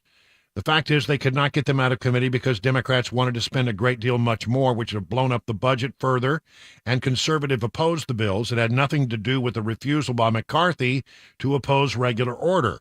McCarthy refused to go along with the CR that essentially adopted the Senate omnibus spending bill agreed to, yet again, by McConnell and Schumer. Yet Gaetz kept insisting otherwise. Gaetz said he is sick and tired of deficit spending and pointed to the $33 trillion debt. I know a few conservatives who disagree, but what has he done about it? He didn't go to the House floor, certainly on a regular and sustained basis, and hammer away at the outrageous massive spending for COVID funds that were used for every imaginable purpose other than COVID and drove the debt through the roof. Gaetz demanded the former speaker intervene in his ethics investigation and kill it, and despite text messages to the contrary, denied it. During his ramblings yesterday, Gaetz blamed House Republicans who passed the most aggressive bill to secure the border from the ongoing invasion orchestrated by Biden and the Democrats for not securing the border. And the worst to me is Gaetz working with the Marxists and the Democrat Party, who are literally destroying our country politically, culturally, and every other way, and then denying it, while accusing the former speaker of being the Democrats' speaker, trashing Jim Jordan and Jamie Comer's investigation, accusing Chip Roy, boy, this is of being a rhino. Chip Roy is not a rhino, and not uttering one word against Hakeem Jeffries. Well, it goes on and on and on, but he'll be on it a bit, and probably will pick that up a little bit. Look, I respect you if you believe that Matt Gaetz is a hero, but if you ask me, is he a hero or is he a zero? I think he's a zero. 96% of the Republican caucus wanted to keep McCarthy around. 4% wanted to oust him. And because of the rules that McCarthy agreed to, he was kicked out as speaker. I mean, I honestly wonder who would want the job now. Well, apparently Jim Jordan wants it. Apparently Steve Scalise says he's interested. I don't think, as I understand it, the thought is that neither man can get 218 votes the way it stands at this moment. So who knows how it's going to be resolved. I don't think it's going to be resolved for maybe a couple of weeks, at best, at least another week. I'm not alone in feeling that Gaetz overstepped his bounds here. I think he is a glory hound. I think he wants the publicity. I think somebody said he seems to be completely infatuated with AOC. I don't know if that's true or not. One way or the other, I'm not real sure that he had the Republican Party's best interest in making the moves that he made yesterday. I'm not alone in that. As you heard, Mark Levin feels that way. Here's the former Speaker of the House, Newt Gingrich. Well, first, I think it's a very sad day because I think Kevin McCarthy is one of the most talented leaders I've ever worked with. I think that he accomplished an amazing amount for having a small majority and having to take on both the Senate and the White House. And I think this is really a tragic outcome.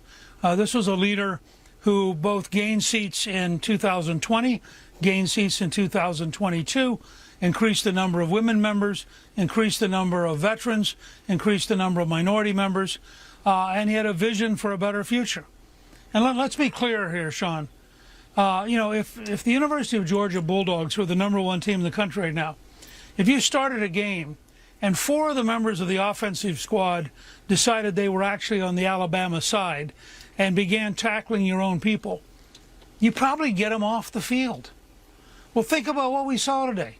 4% decided they were so morally superior, so intellectually pure, so patriotically better, that they would side with the Democrats, and that's what they did, in order to defeat the entire Republican House caucus. 96% of the Republicans voted for McCarthy. 4% voted against him. From my position as a longtime Republican activist, they're traitors. All 8 of them should, in fact, be primaried. They should all be driven out of public life. What they did was to go to the other team to cause total chaos. We ought to be focusing on Biden. We ought to be focusing on the economy. We ought to be focusing on the border. Instead, you're going to get a week or 10 days of the media focusing on Republican disarray. It's an astonishingly destructive behavior by a handful of egocentric people who think they're superior to 96% of the conference. All right, here's another one. Trey Gowdy, a former member of Congress. I don't know anybody who thinks that Trey Gowdy is a rhino. I don't think so at all. I think he's a fairly rock-ribbed conservative. He's not pleased with Gates. We have this gift of leadership we were given last November. Narrow, but a gift of leadership. And so the whole country is watching. Of all the problems we have, in this country, Republicans have decided to kind of air out personal grievances. So Hakeem Jeffries and the rest of them are just sitting there saying, you know what, have at it. Whoever the new speaker is, don't worry, you won't be speaker for long because we're going to retake the House next fall. And right now they'd be right. There were only 8 Republicans. 8 sided with the Democrats 4%. To change the speaker. So how in the world do you govern that gallery of rogues? And whoever they go to this next time is still going to have a narrow majority, absolutely, a Democrat-controlled Senate, and a Democrat in the White House. You'll have a new face, and nothing else will change except the 8 people, the 8 images you put up will become famous. And that's what Republicans crave. They crave fame. While Democrats change the country, Republicans crave fame. So congratulations, you got it. Right. Fame in the minority is what you'll have. Wow. And then there was Burchett, Congressman Burchett from Tennessee's 2nd Congressional District, was one of the 8 people who voted to vacate, the vacate 8, as they say. And he was on Fox and Friend this morning, and it got rowdy. I have just enough time to play this. So you said part of the reason you voted like that is because you felt he was mocking you, correct? So it's personal. Yeah, and that's not accurate, and that's any of that. I asked him about the 6 weeks off. I asked him about why we didn't have a term limits bill up, and continued on down the line, and it was always not his fault. Leadership has responsibilities. The buck stops somewhere. And in the House of Representatives, it starts at the Speaker's office. And clearly that's not happening. And clearly, you want to continue to make excuses for him. But the truth is his approval rating around the country was not very high. And I don't represent the people of Congress. Right, I represent the people in Tennessee. I got it. What do you think it's going to do for the Republican Party and chances of holding on to leadership in the majority when it looks like you're the ringleader of a circus led by Matt Gaetz, who likes to blow things up but not offer any new ideas? Are you happy following Matt Gaetz? Is that your leader? I'm not following Matt Gaetz. I made my own decision. I didn't ask Matt. But if Matt Gaetz didn't challenge, you weren't going to challenge. Do what? If Matt Gaetz didn't stand up, you weren't going to challenge. You know that. I believe I would have. Oh, come on. Please. You were praying about it 1 minute. The next minute, you're going to lead an insurgency? So you don't think that praying about it's important? Is that what you're saying? One minute you're praying about how you're going to vote with Matt Gaetz. And the next minute you're going to lead an insurgency? Listen, you got a predetermined answer to everything. I have an opinion about what's going on. Do you have an opinion too? And you talk over me every time I try to make a point. All right, make your point. The point is that we're $33 trillion in debt. This speaker was woefully lacking in leadership skills. He always placed the blame somewhere else. America is going to be better off with new leadership, and that's the bottom line. And who is it? Well, it possibly could be Steve Scalise. It could be Elise Stefanik. It could be Roger Williams out of Texas. It could be Mark Green out of Tennessee. So they all supported Kevin McCarthy, including the most conservative guy I know, Jim Jordan. Why are you smarter than Jim Jordan and the 210 plus Republicans? Why are you smarter? I represent my district, brother. And why are you smarter than me? You're condemning me because I stand up on my own, and that's I'm not what condemning I do. you. I'm questioning you. You don't like being questioned? You're the line of questioning is very negative, and you know that, and I know that. When this is all over with, and we have a new speaker and we're running smooth, let's have this conversation again. When you deny that there's a problem, in this dysfunctional Washington, brother, then you know there's a problem. You can't Who denied there's a problem? You can't get past the fact we take in $5 trillion, we spend $7 trillion, and leadership I'm seem to be fascinated. okay I'm with fascinated that. the way you blame Kevin McCarthy that you're $33 trillion in debt. But you're going to get a new leader. I'm sure he's going to solve everything. Well, I'm surprised that you give him full credit for all the successes that we've had, because all name I me could some say is for successes 9 we've months, had. I don't think you should take all the blame. Well, why are we backing it up? We had 9 months exactly. That's a great point. Why did we wait 9 months to do something about the wall, something about the budget, something about, well, we never did anything about term limits, which I we watched him promised for the an hour and American 15 public. minutes. He was doing an awful lot, but not enough for you. Tim Burchett, Congressman, thanks so much. Thank you, brother. It's been a pleasure. All right. You know, look, what has happened has happened. And we've talked about it today from the time I got on here at 3 o'clock till now. And we've largely talked about this topic and a few other things. Look, if you want to know why Democrats seem to have success and Republicans don't, I think it comes down to this. I think that Democrats, say what you will about them. I don't agree with them much at all about anything, but they are unified. They all get together. They decide what their position is going to be behind closed doors. They come out and they stick with those positions. They don't change their mind. Republicans, on the other hand, it's like a circular firing squad at times. If you don't believe what I believe, then you are not truly a Republican. You're not truly a conservative. You are a rhino. Look, we need unity. We need to get past this moment. We need to get a new speaker. We need to get on the ball because the Democrats are laughing at us, and I think they're going to make sure that the American people, hear about how ineffective and chaotic this whole thing is. They're going to be driving the narrative for a while. Maybe we need to just be unified as we go forward. It is now 49 minutes past the hour of 6 o'clock on Super Talk 99.7 WTN. This is The Drive on Super Talk 99.7 WTN. All right, let me tell you about D.T. McCall, good company. They've been around for more than 100 years. I don't think you last that long as a business if you don't have a reputation for treating people right. Wouldn't you agree? I think really they have that reputation. And I think you're going to be well pleased in your interactions with them. One of the things I love about shopping at D.T. McCall's is that they have a huge selection of appliances, furniture, mowers, guns, safes, much more. I mean, how many times have you purchased an appliance and then had to pay extra for the cords, the hoses? Well, you're not going to do that at D.T. McCall's. They will actually give you an honest price, and they don't charge extra for setup, delivery, or haul away. Listen, again, 5 convenient locations in Middle Tennessee. Learn more by going to their website, dtmccalls.com.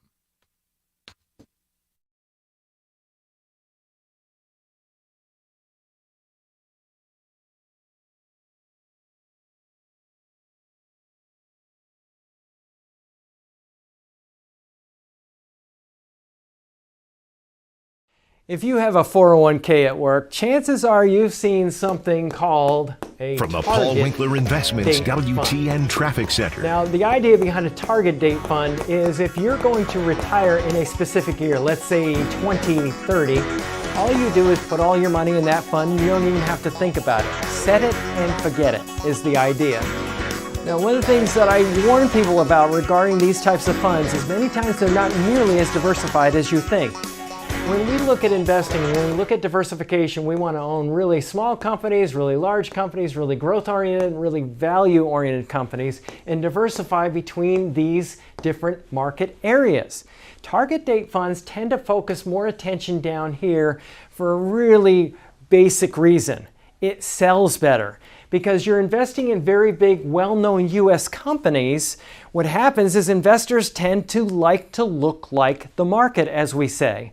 And the problem, though, is when we do that, is we can go very long periods of time. 1966 through 1982 is one example. More recently, 2000 through 2012, where large U.S. stocks had no return, where other market segments actually did quite well. So one of the things that happens is when we invest in a target date fund, we may be overly concentrated and have more risk than we really realize. So if you want to learn more about our approach to investing and financial planning and how we educate investors, go to paulwinkler.com well, and set up a free 15-minute building phone and call. maintaining their Or own you can call cell phone towers. Consumer Cellular just pays to 615-851-1950. use the same towers as the largest carriers and passes the savings on to you. Pretty smart.